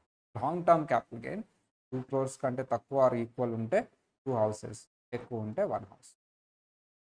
సార్ ఈ కన్స్ట్రక్షన్ కానీ పర్చేజ్ కానీ ఎన్ని సార్? పర్చేజ్ అయితే 1 year బిఫోర్, 2 years ఆఫ్టర్ వరకు టైం ఇస్తాను. కన్స్ట్రక్షన్ అయితే టైం పీరియడ్ నానా 3 years. ఎప్పటి నుంచి 3 years? ఎప్పటి నుంచి? డేట్ ఆఫ్ ట్రాన్స్ఫర్ నుంచి. ఒకవేళ ఇది చేయలేకపోతే నువ్వు ప్రూవ్ చేయాలి డిపార్ట్మెంట్కి. ఎందులో డిపాజిట్ చేసి ప్రూవ్ చేయాలి? Capital gain deposit scheme. ఎప్పటిలోపు డిపాజిట్ చేసేయాలి? Within due date 3 years on due date of return of income. Return of income వేసే ముందు ప్రూవ్ చేసుకోవాలి నువ్వు, ఇంకో కమింగ్ 3 yearsలో నేను చేస్తానని. ఓకేనా? అంతే కదమ్మా, that is the last date for deposit. నువ్వు రిటర్న్ ఆఫ్ ఇన్కమ్లో డిపాజిట్ చేయకపోతే నేను నమ్మను. ఆ డిపాజిట్ చేసే రోజు ప్రూఫ్ అడుగుతాను అంతే. ఆ ముందు చేస్తే ఓకే, లేదా ఈ రోజు చేసేస్తాను. ప్రూఫ్ ఉండాలి కదా నాకు. 3 years నెక్స్ట్ ఫ్యూచర్లో నువ్వు ఇన్వెస్ట్ చేస్తావు రెసిడెన్షియల్ హౌస్ ప్రాపర్టీ అని ప్రూఫ్ ఉండాలి. ప్రూఫ్ ఉండాలంటే ఏం చేయాలి? డిపాజిట్ చేయాలి. అప్పుడు అది కూడా ఫ్యూచర్లో చేస్తానంటే కాదు, నాకు రిటర్న్ వేసే రోజు నాకు ప్రూవ్ చేయాలి. ఆల్రెడీ ముందే డిపాజిట్ చేస్తే ప్రూవ్ చేయగలవు, లేదా ఈ రోజులోపు చేయాలి. ఏ రోజు? రిటర్న్ వేసే రోజు, డ్యూ డేట్. ఓకేనా? 15% ఇస్తా, 15% ఇస్తా. 1 రూపీ చేస్తే 1 రూపీ ఇస్తా. చెప్పా కదా. ఎంత ఇస్తావు sir? Capital gain or amount invested, whichever is less. ఓకేనా? నెక్స్ట్, ఒకవేళ న్యూ అసెట్ని ఎన్ని ఇయర్స్ నువ్వు లాక్ ఇన్ పీరియడ్ ఎన్ని ఇయర్స్ అమ్మా? New asset 3 years. ఒకవేళ విత్ ఇన్ 3 years సేల్ చేస్తే new asset capital gain compute చేసేటప్పుడు కాస్ట్ ఆఫ్ ఎక్విజిషన్లోంచి ఎగ్జామ్షన్ తీసేస్తాం. న్యూ అసెట్ సేల్ చేసినప్పుడు క్యాపిటల్ గెయిన్ కంప్యూట్ చేస్తావు కదా, కాస్ట్ ఆఫ్ ఎక్విజిషన్లోంచి ఎగ్జామ్షన్ తీసేస్తాం. అంటే ఇండైరెక్ట్గా ఎగ్జామ్షన్ ట్యాక్సిబుల్ చేస్తుంది. అంటే నీ కాస్ట్ ఆఫ్ ఎక్విజిషన్ ఏమి రాదు, తగ్గిపోద్ది. అప్పుడు ఆటోమేటిక్గా క్యాపిటల్ గెయిన్ పెరుగుతుంది. అంటే ఆ క్యాపిటల్ గెయిన్లో ఈ ఎగ్జామ్షన్ కూడా యాడ్ అవుతుంది. సో ఇది సెక్షన్ 54. కేస్ లాసెస్ ఏంటమ్మా? ఫస్ట్ ఏ కేసులా ఏంటది? Common entrance. నెక్స్ట్ అదే కేసులా డిఫరెంట్ ఎస్ఎస్సి కెన్లైన్. నెక్స్ట్ అదే కేసులా అసలు చూడు,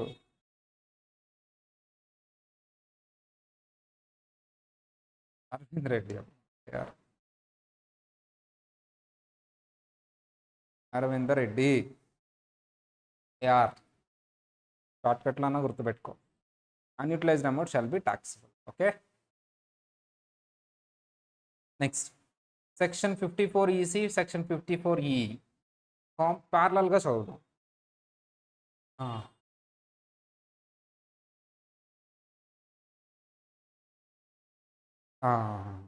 రాసానా? ఇక్కడ కొత్తగా వచ్చిందమ్మా. ఎక్కడెక్కడ రాసాను అది యాక్చువల్లీ. అదే అది అమెండ్మెంట్ ఈ ఇయర్ వచ్చింది. ఎక్కడ నాకు కనబట్టలేదు. ఇది ఇయర్ గ్రీన్ కలర్ రావాల్సింది, చూసావా? జాగ్రత్తగా వినమ్మా. If the amount of investment is more than 10 crores, దాని అమౌంట్ అంటే జనరల్గా ఎగ్జామ్షన్ 10 crores కంటే ఎక్కువ ఉండకూడదు. కాలంలో బ్లాక్ చేస్తుంది ఐటీఆర్. 10 crores కంటే ఎక్కువ ఉంటుంది. అంటే నేనేం చెప్పాను? Amount invested or capital gain, whichever is less exemption ఇస్తా అన్నానా? దానికి ఒక కండిషన్ ఉంది. So for example amount invested capital gain, అది ఈ ఇయర్ వచ్చింది. ఈ ఇయర్ మీకు అప్లికబుల్ ఈ అసెస్మెంట్ ఇయర్ నుంచి. అంతకుముందు ఎంతైనా ఇచ్చేసేవాడమ్మా. మోడీ తాతయ్య మంచి మ్యాక్స్ అమౌంట్ అనే ఒక ఈ ఇయర్ పెట్టాడు. మ్యాక్స్ అమౌంట్ ఏంటమ్మా? 10 crores. Amount invested 7 crores, capital gain 6 crores. Exemption ఎంత?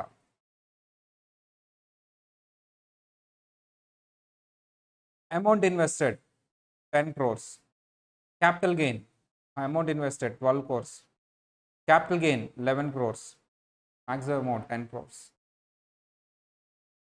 సో నువ్వు ఇన్వెస్ట్ చేసిన అమౌంట్ క్యాపిటల్ గెయిన్ 11 crores అయినా నీకు 11 crores రాదు. ఎంత రిస్ట్రిక్ట్ అయిపోతుంది? 10 crores. అంతకుముందు ఈ రెండే ఉండేవమ్మా, ఇప్పుడు కొత్తగా మ్యాక్స్ అమౌంట్ అనేది పెట్టారు. Amount invested, capital gain or maximum amount whichever is least. అలా చదువుకోండి. ఎలా చదువుతారమ్మా ప్రొవిజన్ని? Amount invested, capital gain or maximum amount whichever is least.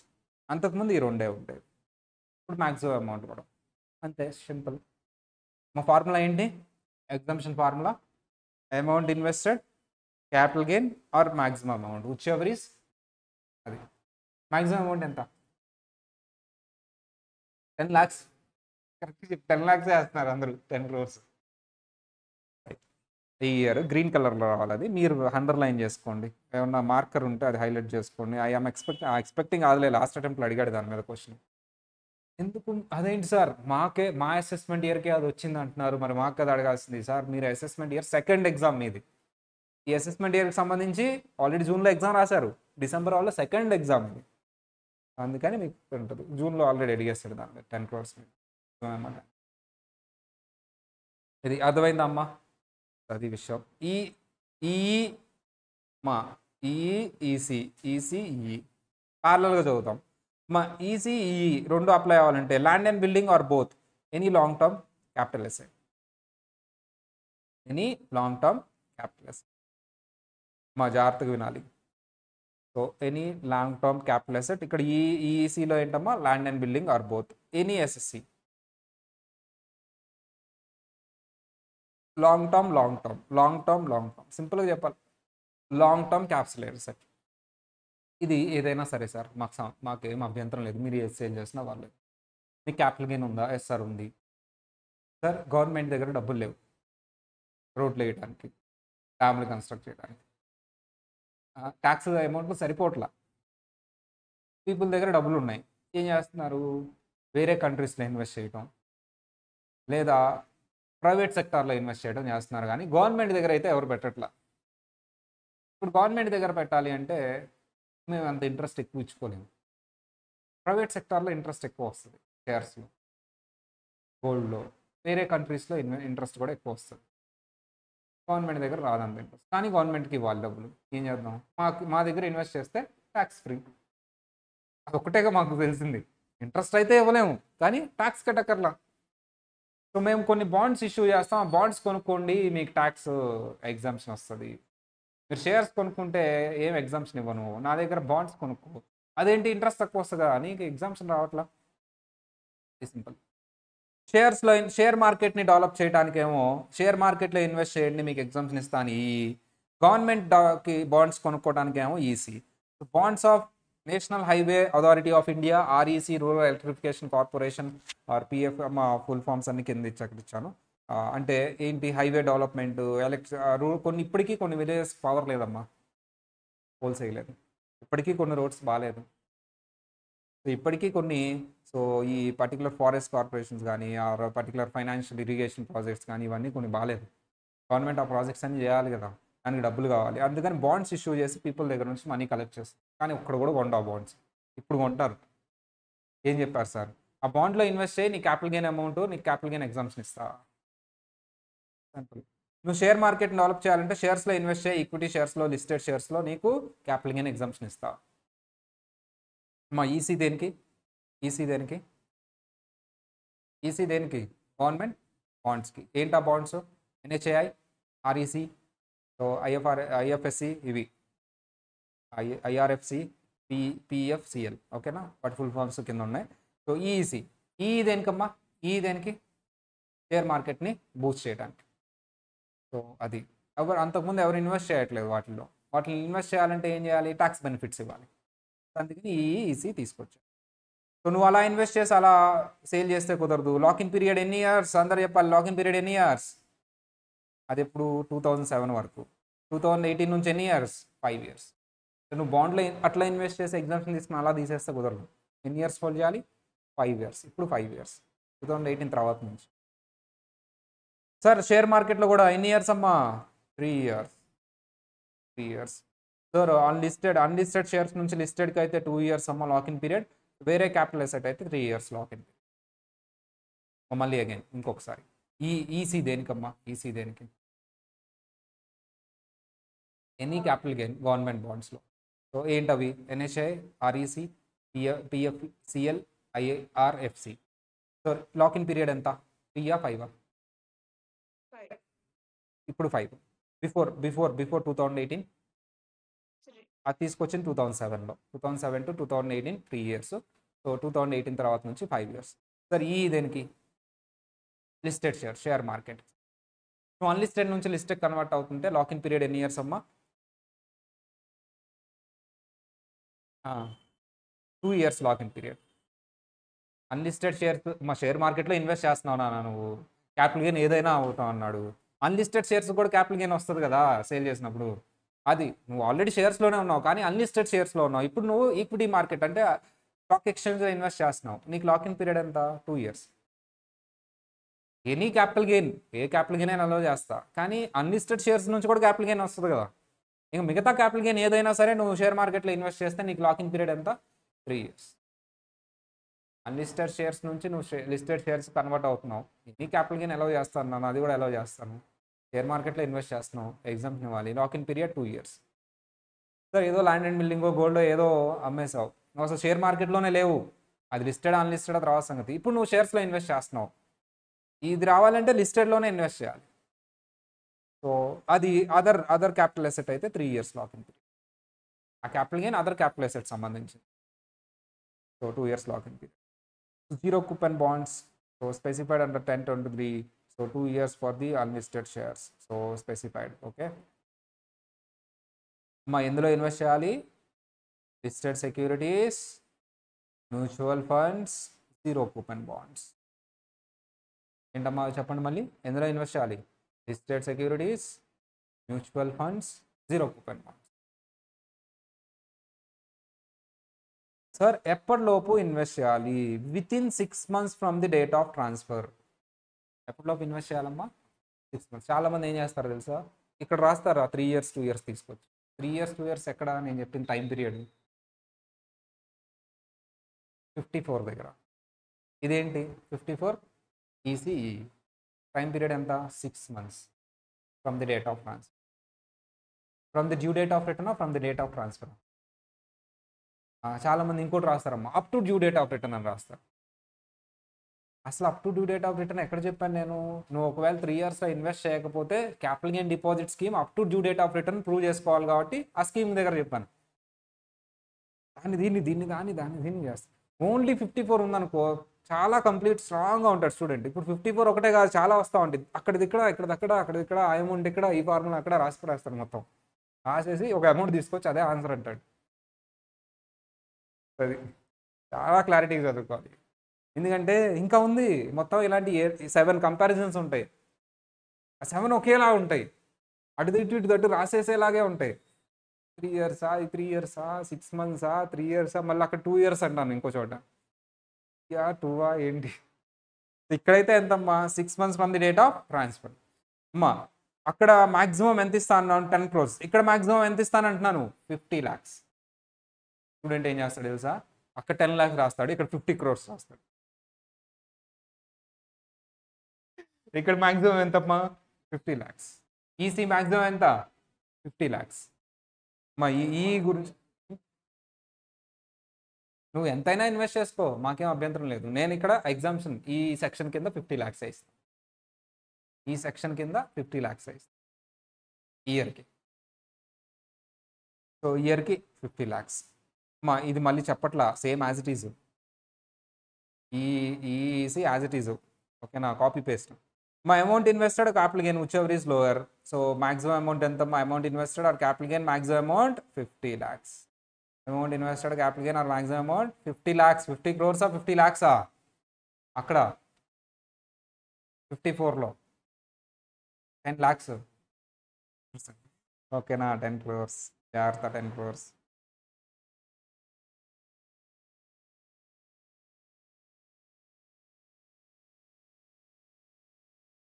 అవి కాదు, ఈ మాత్రమే. అబ్బా ఈ మాత్రమే. నోటిఫైడ్ అంటే తర్వాత చేస్తామని నువ్వు రాసుకోవడం కాదు. అబ్బా మా నోటిఫైడ్ బై సెంట్రల్ గవర్నమెంట్ మనం రాసుకోకూడదు కాదు, వాళ్ళు చెప్తారని. అది ఎందుకు అదర్స్ అనేది ఆ పాయింట్ మీనింగ్. ఇప్పుడు నోటిఫికేషన్ ఇస్తారు, ఆ నోటిఫికేషన్ ఎవ్రీ ఇయర్ ఇస్తారులే, ఎగ్జామ్లో క్లియర్గా చెప్తారులే నోటిఫైడ్ బై సెంట్రల్ గవర్నమెంటా కాదా అని. కంగారు పడక్కలేదు, ఈ పేర్లు గుర్తుపెట్టుకో చాలు. ఎవ్రీ ఇయర్ ఆ బాండ్ మారుతూ ఉంటాయి. యాక్చువల్లీ అవన్నీ కూడా నోటిఫికేషన్లో ఉంటాయిలే, మనం ప్రాక్టికల్ లైఫ్లో ఏంటంటే ఆ నోటిఫికేషన్లో కవర్ అవుతుందో చూసుకొని క్లెయిమ్ చేసుకుంటాం. ఎగ్జామ్లో అదంతా సంబంధం లేదు, క్వశ్చన్లో నోటిఫైడ్ చెప్పాడా క్లెయిమ్. సరే అమ్మా, ఇక్కడ అసలు క్యాపిటల్ గెయిన్ డిపాజిట్ స్కీమ్ మాటే లేదు. ఫ్యూచర్లో ఇన్వెస్ట్ చేస్తానంటే గవర్నమెంట్కి ప్రూవ్ చేసుకోవడానికి వచ్చేదే capital gain deposit scheme deposit. అసలు ఇక్కడ ఫ్యూచరే లేదు. ఎన్ని ఉంది? 6 months. 6 months ఉంది. ఇక నీకెందుకు capital gain deposit scheme? Not applicable. Capital gain deposit scheme ఈసీకి ఈకి ఉండదు. Why? Capital gain deposit scheme అనే కాన్సెప్ట్ సెక్షన్ ఈసీకి ఈకి ఉండదు. ఎందుకు?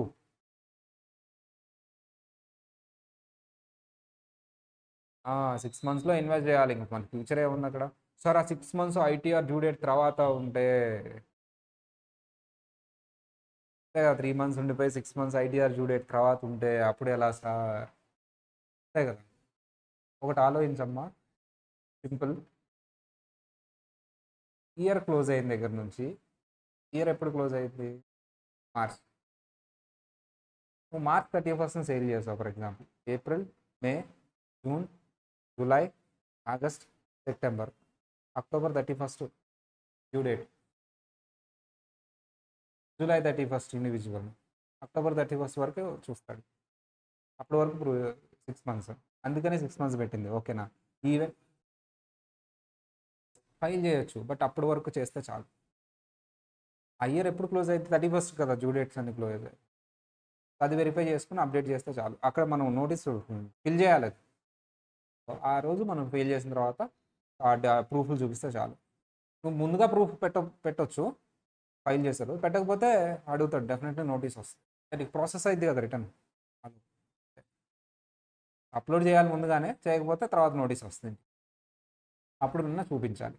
ఆ నోటీస్లో చూపించినప్పుడు ప్రూఫ్ పెడతావు కదా, ఆ ప్రూఫ్ చెక్ చేసుకుంటాడు with in 6 months. So next lock-in period already చెప్పిందే కదమ్మా. ఎంత లాకిన్ పీరియడ్? ఇక్కడ లాకిన్ పీరియడ్ ఎంత? 3 years. 2 years for that unlisted. So ఆ లాకిన్ పీరియడ్లో కంటే ముందే నువ్వు ఎర్లీగానే ఆ బాండ్స్ని సేల్ చేసుకోవచ్చా చేసుకోకూడదా అంటే చేసుకోవచ్చు. ఎర్లీగానే బాండ్స్ సేల్ చేసుకోవచ్చు. నువ్వు చేసుకో, నాకేం అభ్యంతరం లేదు.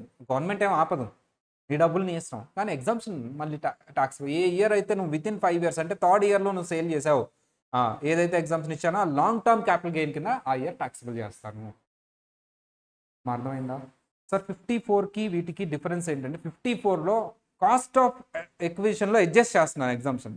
ఇక్కడ ఎందుకు చేయట్లేదు నువ్వు అంటే, సార్ నువ్వు అక్కడ సేల్ చేసిన అసెట్ క్యాపిటల్ గెయిన్ అసెట్ వేరు, ఇన్వెస్ట్ చేసిన అసెట్ వేరు. సేల్ చేసిందేమో ల్యాండ్ అండ్ బిల్డింగ్, ఇన్వెస్ట్ చేసిందేమో బాండ్స్లో. We can't adjust separate. కానీ అక్కడ 54లో చూడమ్మా, సేల్ చేసింది ఏంటి? Residential house property. ఇన్వెస్ట్ చేసింది ఏంటి? Residential house property. Then we can adjust to cost of it. ఇక్కడ సేల్ చేసింది, ఇన్వెస్ట్ చేసింది డిఫరెంట్ అసెట్స్ కాబట్టి ఏం లేదా ఎగ్జామ్స్ని సపరేట్గా ట్యాక్సిబుల్ చేయి, మళ్ళీ దాంతో కలపొద్దు. డిఫరెంట్ అసెట్స్ అవి separately taxable as long term capital. 5 years లోపు నువ్వు హోల్డ్ చేయకుండా సేల్ చేస్తే ఆ ఎగ్జామ్స్ని ఏదైతే ఇచ్చానో అది ట్యాక్సిబుల్ అవుతుంది. ఆ ఇయర్లో. Transfer includes conversion to money and taken loan on securities on such bonds. Transfer అంటే నువ్వు సేల్ చేయడమే కాదు, ఆ లాన్స్ని తనఖా పెట్టి అంటే మోటగేజ్ చేసి దాన్ని లోన్ కింద. చూడమ్మా, జాగ్రత్తగా విని point. Transference conversion into money అంటే సేల్ చేయటం. Taken loan on security of such bonds అంటే మోటగేజ్ చేసి ఆ బాండ్స్ని నువ్వు లోన్ తీసుకున్నావా, దాన్ని కూడా నేను ట్రాన్స్ఫర్ కింద. సింపుల్. నువ్వు సేల్ చేస్తేనే కాదు, వాటిని బాండ్ సేల్ చేయాలా, వాటిని మోటగేజ్ చేసి డబ్బులు తీసుకున్నావు, that is also indirect sale. అది ఇక్కడ కూడా అంతే. Transfer include conversion into money includes mortgage also. Actually ఇవన్నీ రెడ్లో రావాలి, నోట్ అనేది రాలేదు. నాకు డౌట్ వచ్చింది. సార్ నేను ఒక house property, residential house property sale చేశాను. ఎంతకు సేల్ చేసావు? 1,60,00,000కి సేల్ చేసావు. క్యాపిటల్ గెయిన్ 1,50,00,000 వచ్చింది. ఓకేనా? క్యాపిటల్ గెయిన్ ఎంత వచ్చిందమ్మా లాంగ్ టర్మ్. సో ఇందులో ఒక 70 lakhs రెసిడెన్షియల్ హౌస్ ప్రాపర్టీలో ఇన్వెస్ట్ చేశారు. ఒక 30 lakhs ఒక 30 lakhs గవర్నమెంట్ ఈసీ బాండ్స్ కొనుక్కున్నాను బిఫోర్ ఈసీ. ఒక 50 lakhs ఈఈ బాండ్స్ అంటే షేర్ మార్కెట్లో ఇన్వెస్ట్ చేశాను. ఎగ్జామ్షన్ ఎంత ఇస్తారు? దీనికి ఎగ్జామ్షన్ ఎంత ఇస్తారు? 70 lakhs రెసిడెన్షియల్ హౌస్ ప్రాపర్టీలో ఇన్వెస్ట్ చేశాను, 30 lakhs ఈసీలో ఇన్వెస్ట్ చేశాను, 50 lakhs ఈఈలో ఇన్వెస్ట్ చేశాను. ఎగ్జామ్షన్ ఎంత ఇస్తారు? అదేంటమ్మా ఏదో ఒక ప్రొవిజనేగా అన్ని 3 తీసుకోవచ్చా? 54 ఈసీ 54 ఈఈ 3 క్లెయిమ్ చేసుకోవచ్చా? ఏదో ఒకటి కాదా? 3 షూరా? 54 EC 54 EE can be claim together. Can be claim together. అది రో కేసులా కెన్ బి క్లెయిమ్ టుగెదర్. 3 తీసుకో. సరే, ఇప్పుడు ఈ కేసులో 70 lakhs 20 lakhs 60 lakhs 54 EC 54 EE. ఇప్పుడు ఎగ్జామ్షన్ ఎంత ఇస్తారు?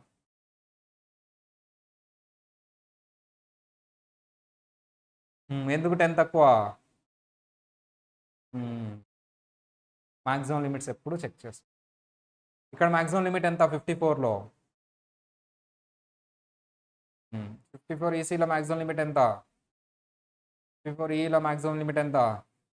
60 ఉంది కాబట్టి రిస్ట్రిక్టెడ్ టు 50. ఓకేనా? అంతే. Exemption cannot be denied because of late allotment if the SSC has paid to or acquired bond within 6 months from the date of transfer. జాగ్రత్తమ్మా, ఇది కేసులో Hindustan Unilever తెలుసా? పెద్ద కంపెనీ. హెచ్యుఎల్ తెలీదా? హిందుస్థాన్ యూనిలీవర్ షాంపూలు పేస్టులు welcome. Hindustan Unilever limited HUL అంటారు. నువ్వు ఏ paste చూసుకున్నా ఇదే కంపెనీ ఆల్మోస్ట్.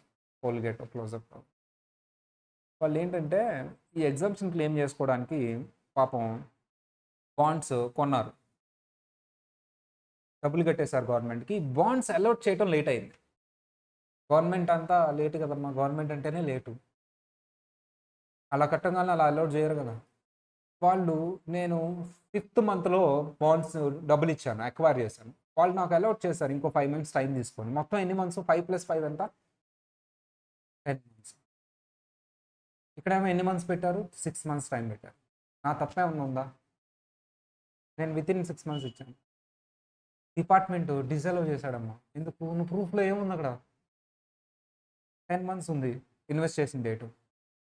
ప్రూఫ్లు అడిగాడు డిపార్ట్మెంట్, 10 months ఉంది, డిసలౌడ్ అన్నాడు. ఎందుకు? వితిన్ 6 months నువ్వు ఇన్వెస్ట్ చేయలేదన్నారు. కోర్టుకి వెళ్ళారు. సార్ వితిన్ 6 months నేను ఇన్వెస్ట్ చేశాను, అక్వైర్ చేశాను, కానీ వాళ్ళు అలౌట్ చేయడం లేట్ అయింది.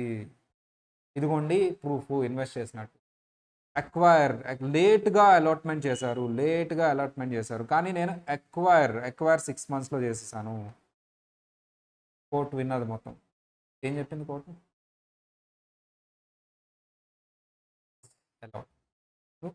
సార్ అలాట్మెంట్ డేట్ కాదు చూడాల్సింది, ఏంటమ్మా? Acquire date.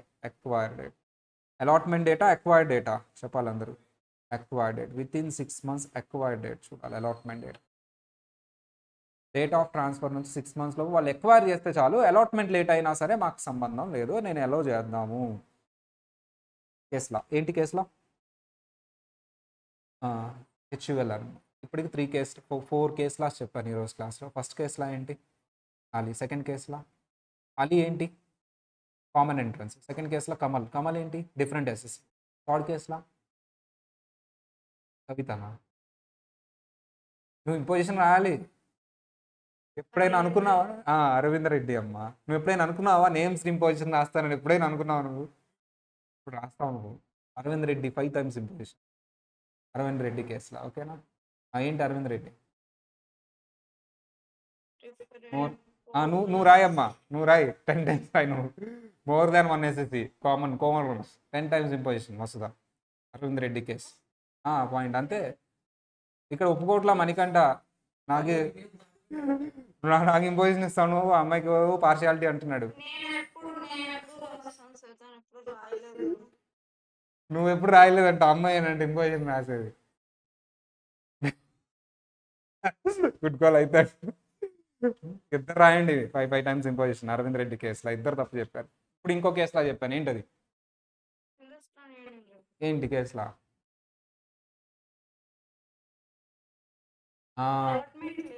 So we should consider the acquired date, not the allotment date. The late allotment keyword గుర్తుపెట్టుకుని the late allotment should not be considered. సరే. Section 50 central government on depreciable assets is treated as short term capital gain. మా indexation ఇవ్వను డిప్రిషియబుల్ అసెట్స్ని నేను ఎలా treat చేస్తాను short term capital gain గుర్తుందా important అన్నారు మీరు ఏం చదవట్లేదు అసలు ఏం చదివే లేదు అసలు మనకు చదివే అక్కర్లేదు. షార్ట్ టర్మ్ క్యాపిటల్ గెయిన్ మా కొన్నిటికి అప్లై కాదు benefit of indexation should not applicable అని చెప్పాను కొన్ని గుర్తుందా ఏం గుర్తుందో ఏంటో. మరి అందులో సెకండ్ పాయింట్ ఏంటి depreciable assets always short term దానికి రీజన్ కూడా చెప్పాను నేను ఎందుకు సార్ డిప్రిషియబుల్ అసెట్ డబుల్ డీబీని సేల్ వాల్యూతో కంపేర్ చేస్తాం. డబుల్ డీబీ అంటే హిస్టారికల్ కాస్టా present that's why it is always short term. But holding period ఎక్కువ ఉన్నా తక్కువ ఉన్నా సంబంధం లేదు పీరియడ్ ఆఫ్ హోల్డింగ్తో సంబంధం లేదు sir. If it is a depreciable asset it is always short term capital gain. Section 50 ఏంటమ్మా అది సెక్షన్ 50 ఇవన్నీ పెట్టింది సెక్షన్ 50లో. ఎగ్జామ్స్ని ఇచ్చేటప్పుడు నువ్వు సెక్షన్ 50ని కన్సిడర్ చేయొద్దు పీరియడ్ ఆఫ్ హోల్డింగ్ని కన్సిడర్ చేయి. నేను ఆల్రెడీ చెప్పాను డిప్రిషియబుల్ అసెట్స్ అంటే ఆల్వేస్ ఏంటమ్మా ఆల్వేస్ ఏంటి చెప్పాలి ఎవరు చెప్పారు సెంట్రల్ గవర్నమెంట్ ఇది క్యాపిటల్ గెయిన్ అది సీజీ అంటే సెంట్రల్ గవర్నమెంట్ అని అనుకుంటారు నేను అలాగే అనుకున్నాను ఏంటది capital gain on depreciable assets is always treated as short term capital gain. ఏ సెక్షన్లో చెప్పారు సెక్షన్ 50. అది క్యాపిటల్ గెయిన్ టాక్సబుల్ చేసేటప్పుడు మాత్రమే అప్లై చేయాలి. లాజికల్లీ డిప్రిషియబుల్ అసెట్స్ హోల్డింగ్ పీరియడ్ చూసుకుంటే లాంగ్ టర్మ్ ఉంటుంది కానీ సెక్షన్ 50 అప్లై చేసి దాన్ని నువ్వు ఏమంటున్నావు షార్ట్ టర్మ్ చేస్తున్నావు. అది ఓన్లీ టాక్సబిలిటీ కోసమే అప్లై చేయాలి ఎగ్జామ్షన్ కోసం కాదు. సెక్షన్ 50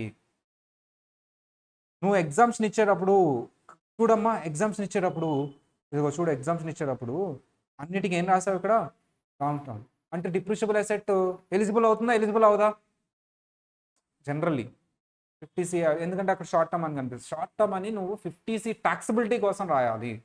దాని నేచర్ మాత్రం లాంగ్ టర్మే ఉంటుంది. నేచర్ లాంగ్ టర్మే ఉంటుంది. టాక్సబిలిటీ కోసం నువ్వు షార్ట్ టర్మ్ రాస్తావు 50C అప్లై చేసి. సో 50C వల్ల షార్ట్ టర్మ్ వచ్చింది అంటే ఎగ్జామ్షన్కి అది డిజేబుల్ అవ్వదు ఎలిజిబుల్ అవుతుంది. But the purpose of exemption it should be treated as long term based on period of holding not based on 50C. So దాని nature మార్చొద్దు. 50C టాక్సబిలిటీ కోసం అలా చెప్పారు. అది లాంగ్ టర్మ్ వచ్చినా సరే 50C అప్లై చేసి షార్ట్ టర్మ్ అని టాక్సబిలిటీ కోసం చెప్పారు కానీ ఎగ్జామ్షన్ కోసం మీరు చేయొద్దు. ఎగ్జామ్షన్ అప్లై చేసిన తర్వాత వచ్చిన దానికి కదా నువ్వు టాక్సబిలిటీ చేసేది. జాగ్రత్తగా వినమ్మ పాయింట్. 50C అనేది టాక్సబిలిటీ కోసం చెప్పేది. 54EC దగ్గర నీకు long term assets capital gain మాత్రమే ఎలిజిబుల్ అవుతుంది. So depreciable assets always short term అని చెప్పింది టాక్సబిలిటీ కోసమే. నువ్వు ఎగ్జామ్షన్ కోసం 50C అప్లై చేయొద్దు. పీరియడ్ ఆఫ్ హోల్డింగ్ని బట్టి అది లాంగ్ టర్మ్ అయితే ఈవెన్ దో అది డిప్రిషియబుల్ అసెట్ అయినా సరే ఎగ్జామ్షన్ ఎలో చెయ్యి. Status of short term capital gain అనేది 50C అనేది కన్సిడర్ చేయొద్దు. Not based on cannot be denied based on status of short term capital gain only because of section 50C. Period of holding short term వస్తే it's okay కానీ 50C వల్ల అది short term అయింది long term అయింది long టర్మ్ని short term కింద convert చేసావు 50C apply చేసి అది కన్సిడర్ చేయొద్దు. నేచర్ని లాంగ్ టర్మ్. ఏ కేసులో అమ్మ విఎస్ డెంపో కంపెనీ స్పెల్లింగ్ తప్పు పడిందిలే అమ్మ విఎస్ డెంపో కంపెనీ లిమిటెడ్ మా విఎస్ డెంపో కంపెనీ. మా ఎన్ని కేసు లాస్ చెప్పాను ఇప్పటికీ చెప్పండి 5 కేసు లాస్ చెప్పండి. Case laws are very important అమ్మ. ప్లస్ బ్రెయిన్లో అలా ఫీడ్ అయిపోవాలి మీకు మొత్తం. ఇవి పీజీబీపీ దగ్గర క్యాపిటల్ గెయిన్ దగ్గరే వస్తాయి మీకు మేజర్. మిగతా చోట తక్కువే ఉంటాయి. పీజీబీపీ క్యాపిటల్ గెయిన్ అంటే తక్కువని ఇలా అనగానే మీరు టక కేసు లాస్ అని చెప్పి పాయింట్లని చెప్పాలి. అసలు వేరే వాళ్ళు ఆశ్చర్యపోవాలి ఎలా రా ఇలా అని. చెప్పమ్మా 5 first Ali common entrance. Next Vasudha, నువ్వు కూడా చెప్పాలి. Second one Kamal, different SSC. Next one, next one ఈ ఇంపోజిషన్. అమ్మా నువ్వు చెప్పమ్మా, ఈ అబ్బాయికి 20 times ఇద్దాం ఇంపోజిషన్. నెక్స్ట్ వన్ చెప్పమ్మా, పేరు చెప్పు. అరవింద రెడ్డి. చూసి చెప్పు. చూసి చెప్పావా? చూసి చెప్పాను అంటున్నాడు 1 గంట. సరే సరే, చూడకుండా చెప్పావా చూసి చెప్పావా? అరవింద్ రెడ్డి ఏంటమ్మా? Co owners, more than owners. Next case ఏంటి? Late allotment. Next one VS Dempo company ఏంటమ్మా? Section 50 ignore section 50 section 50 short term capital gain ట్రీ. ఓకే, ఇంకా టైం ఉందా? అయిపోయిందా? ముందు అయిపోయింది. సరే, ఒక 5 minutes నా కోసం ఉండమ్మా. ఇది ఆన్సర్ చెప్పి వెళ్ళిపోండి. ఆన్సర్ చెప్పి వెళ్ళిపోవచ్చు మా, ఈ ఎగ్జాంపుల్కి ఆన్సర్ చెప్పి వెళ్ళిపోవచ్చు.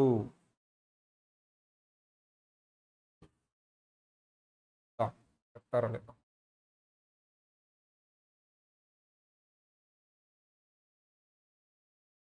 ఒక్క నిమిషం. మా ఇక్కడ ఒక డేట్ మార్చుకోండి.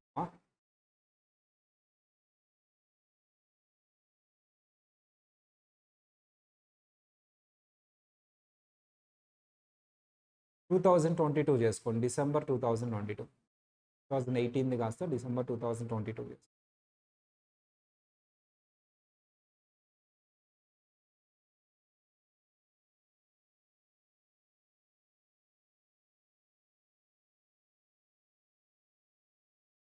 వన్ మినిటే వెళ్ళిపోవాలి ఫాస్ట్గా మనం ఈరోజు.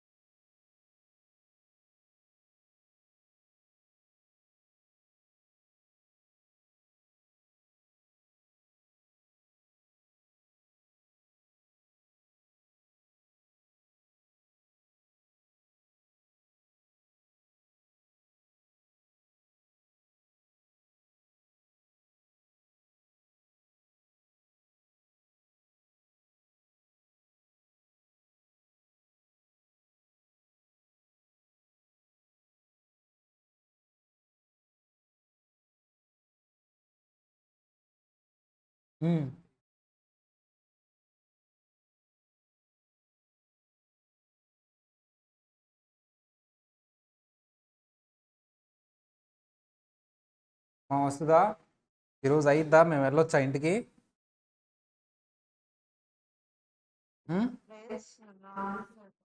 ఫస్టా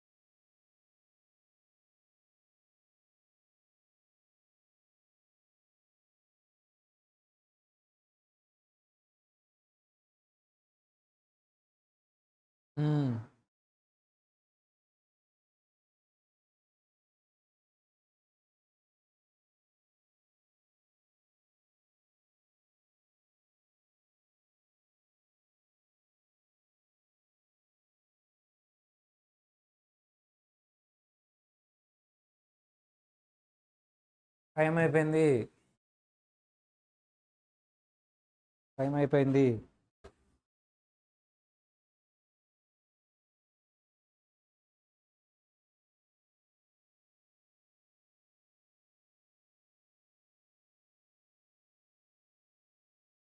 వస్తుందా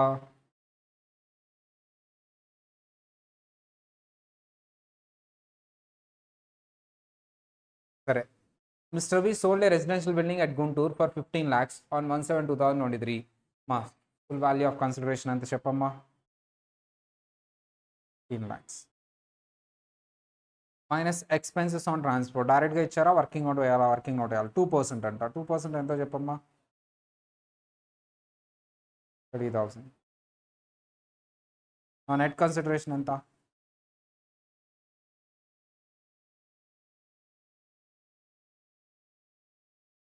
14,70,000 minus indexed cost of acquisition.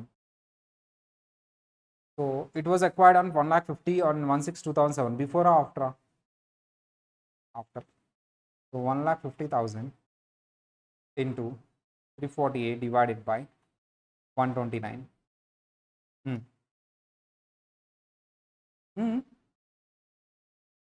4,04,051. మా ఇంప్రూవ్మెంట్ ఉందా index cost of improvement minus index cost of improvement long term capital gain as it is eligible for section 54 section 54 EC and 54 E మూడింటికి eligible long term కాబట్టి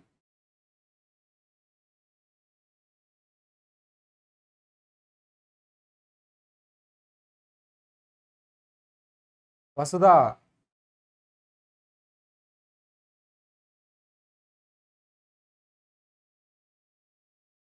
$10 lakhs 249 10,65,349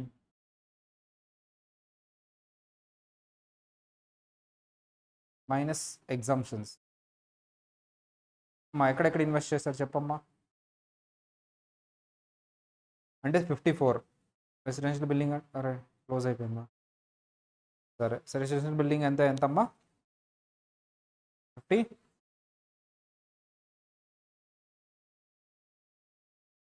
7 lakhs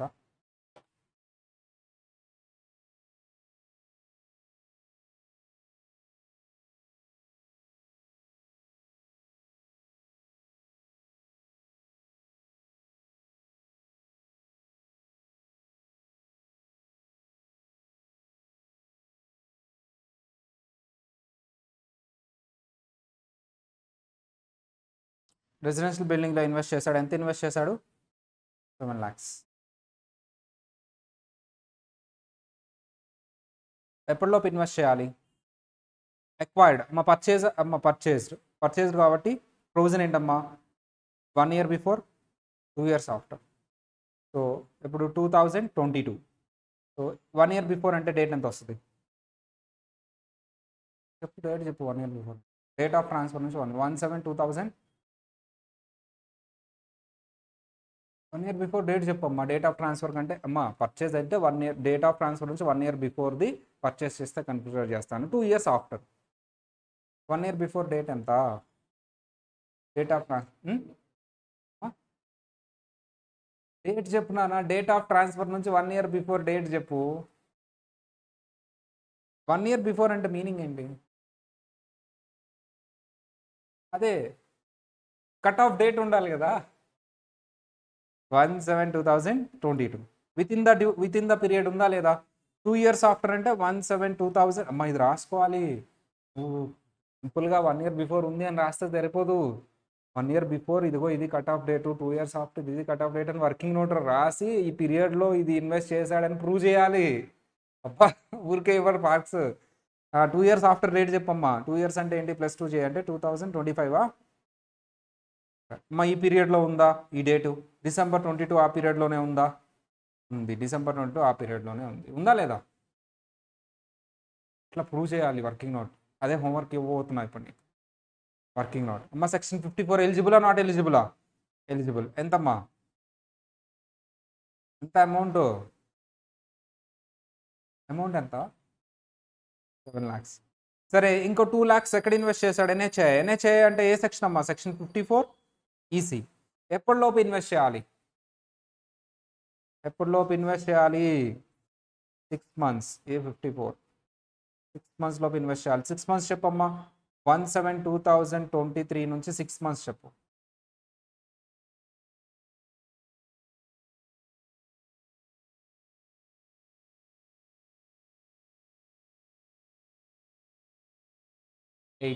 August, September, October, November, December, January. ఆగస్ట్కి ఒక month అమ్మా. August ఫస్ట్కి first ఒక month. September ఫస్ట్కి second month. Next October ఫస్ట్కి third month. November ఫస్ట్కి ఫోర్త్ మంత్. డిసెంబర్ ఫస్ట్కి 6th మంత్. తర్వాత జనవరి ఫస్ట్కి 6th మంత్. అంటే కట్ ఆఫ్ డేట్ ఏంటి? 1/1/2024. కానీ ఇప్పుడు ఇన్వెస్ట్ చేశాడు చూడు. విత్ ఇన్ 6 months ఉందా? అవుట్ సైడ్ 6 months ఉందా? Outside 6 months. ఎలిజిబులా నాట్ ఎలిజిబులా? Not eligible.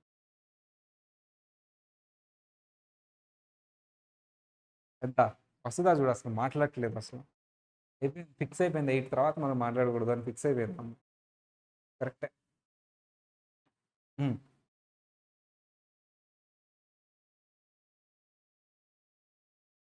లేకపోతే 8 తర్వాత ఏమన్నా సీరియల్ వస్తుందా ఏంటి? సీరియల్ చూస్తున్నాము మరి చెప్పొచ్చు కదమ్మా ఆన్సర్. 10 lakhs - 7 lakhs ఎంతమ్మా? 3,05,340. నువ్వు ఎంత చెప్పావు? ఏది ఆన్సర్ ఏది? ఓ రికార్డ్గా 8 lakhs చెప్పావు నువ్వు. ఇది 8 lakhs అంటే 2 lakhs కన్సిడర్ చేసి 7 lakhs చేయలేదా? 7 lakhs eligible, 2 lakhs not eligible. Imposition కాదులే, ఇది నీట్గా వర్కింగ్ నోట్స్తో. ఇదిగో వర్కింగ్ నోట్స్ ఇలా రాయాలి. ఇదిగో ఈ పీరియడ్లో ఇది కవర్ అయ్యిద్ది, ఇదిగో ఈ పీరియడ్లో కవర్ అయ్యిద్ది, సెక్షన్ 54 ఈసీ అంతా రాయాలి నువ్వు పారాగ్రాఫ్ లాగా. ఎలిజిబుల్ ఎసెట్ ఏంటి? టేబుల్ వేసా కదా, ఆ టేబుల్ అంతా నువ్వు రాయాలి. ఎలిజిబుల్ ఎసెట్ ఇది విత్ ఇన్ పీరియడ్ ఉంది, ఇదిగో period due dates cut off డేట్లు ఇది, ఇదిగో ఈ డేట్లో ఇన్వెస్ట్మెంట్ కవర్ అవుతుంది, అంతా రాయాలి ఆ టేబుల్.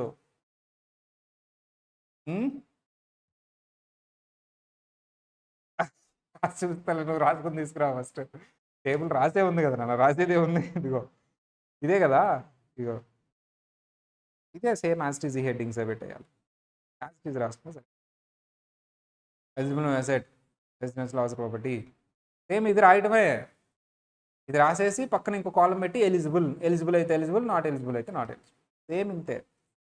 ప్రొవిజన్ రాయటం, పక్కన మన ఏది క్వశ్చన్లో ఇన్ఫర్మేషన్ రాయటం.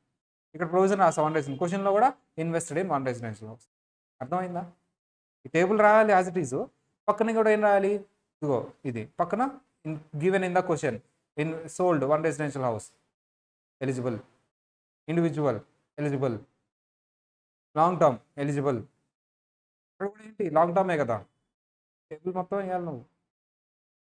ఇప్పుడు అర్థమైందా డీటీ ఫాస్ట్గా రాయాలని. నువ్వు స్లోగా రాసావు అనుకో ఈ టేబుల్ వేయడానికే పడిద్ది ఓ 10 నిమిషాలు, అయిపోయింది. టక్క టక్క స్పీడ్గా వెళ్ళిపోవాలి టేబుల్. మ్యాక్సిమం పీరియడ్ ఎలిజిబుల్, ఇక్కడ మాత్రం ఇన్ఎలిజిబుల్ వస్తుంది. విత్ ఇన్ 6 months అంటావు, బ్రాకెట్లో డేట్ రాస్తావు, ఈ డేట్ నుంచి ఈ డేట్ వరకు అని, కానీ అక్కడ ఆ డేట్ ఉండదు. అక్కడ రాస్తావు బ్రాకెట్లో ఏంటి, it is out side the 6 months అని. అర్థమైందా, ఇక్కడ రాసా చూడు, అవుట్ సైడ్ ది 6 months అని రాస్తావు అట్లా. ఓకేనా, రేపు రాసి తీసుకొస్తావా వర్కింగ్ నోట్స్తో సహా. ఇదిగో చూడు, అవుట్ సైడ్ ది 6 months అని రాస్తావు బ్రాకెట్లో. టేబుల్లో 3 columns అమ్మా. ఫస్ట్ ఏమో హెడ్డింగ్, లేకపోతే హెడ్డింగ్ ప్రోజన్ రాసిన పర్లేదు డైరెక్ట్. పక్కన given information given in the question or నీ క్యాలిక్యులేషన్స్. సో విత్ ఇన్ ఉంటే ఎలిజిబుల్ అంటావు, అవుట్ సైడ్ ఉంటే అవుట్ సైడ్ అంటావు, నాట్ ఎలిజిబుల్ అంటావు. తీసుకెళ్ళి ఫార్మాట్లో ఫిల్ చేస్తావు. మొత్తం ఎలిజిబుల్ వచ్చింది అనుకోండమ్మా, అన్నీ ఓకే వచ్చేసినాయి కండిషన్స్ అన్నీ, అక్కడ తీసుకెళ్ళి ఫార్మాట్లో ఎగ్జామ్షన్ క్లెయిమ్ చేస్తావు. ఒక్క కండిషన్ ఫెయిల్ అయినా సరే ఫార్మాట్లోకి తీసుకెళ్ళి not eligible, exemption not eligible అని రాసేసి ఫార్మాట్లోకి తీసుకెళ్ళి. అర్థమైందా, సేమ్ యాజ్ ఇట్ ఈజ్ ఈ టేబుల్ వేయాలి. టేబుల్ వేసి పక్కన ఇంకో కాలం పెట్టుకొని క్వశ్చన్లో ఇన్ఫర్మేషన్ రాసుకోవాలి. క్వశ్చన్లో ఇన్ఫర్మేషన్ ఈ ప్రొవిజన్తో మ్యాచ్ అవ్వాలి. మ్యాచ్ అయితే అన్ని పాయింట్లు మ్యాచ్ అవ్వాలి, ఏదో ఒకటి మ్యాచ్ అయితే కాదు, అప్పుడు ఎగ్జామ్షన్ ఇస్తాం. ఈ కండిషన్స్ అన్నీ ఓకే అయితేనే ఎగ్జామ్షన్ ఇస్తాం. రేపు తీసుకొస్తావా రాసి అమ్మ, వస్తుందా తీసుకొస్తావా హోంవర్క్? Yes, sir. ఎప్పటిలో పెట్టాలి హోంవర్క్ నాకు ఫోటో? Before 12. అంతే, ఓకేనా.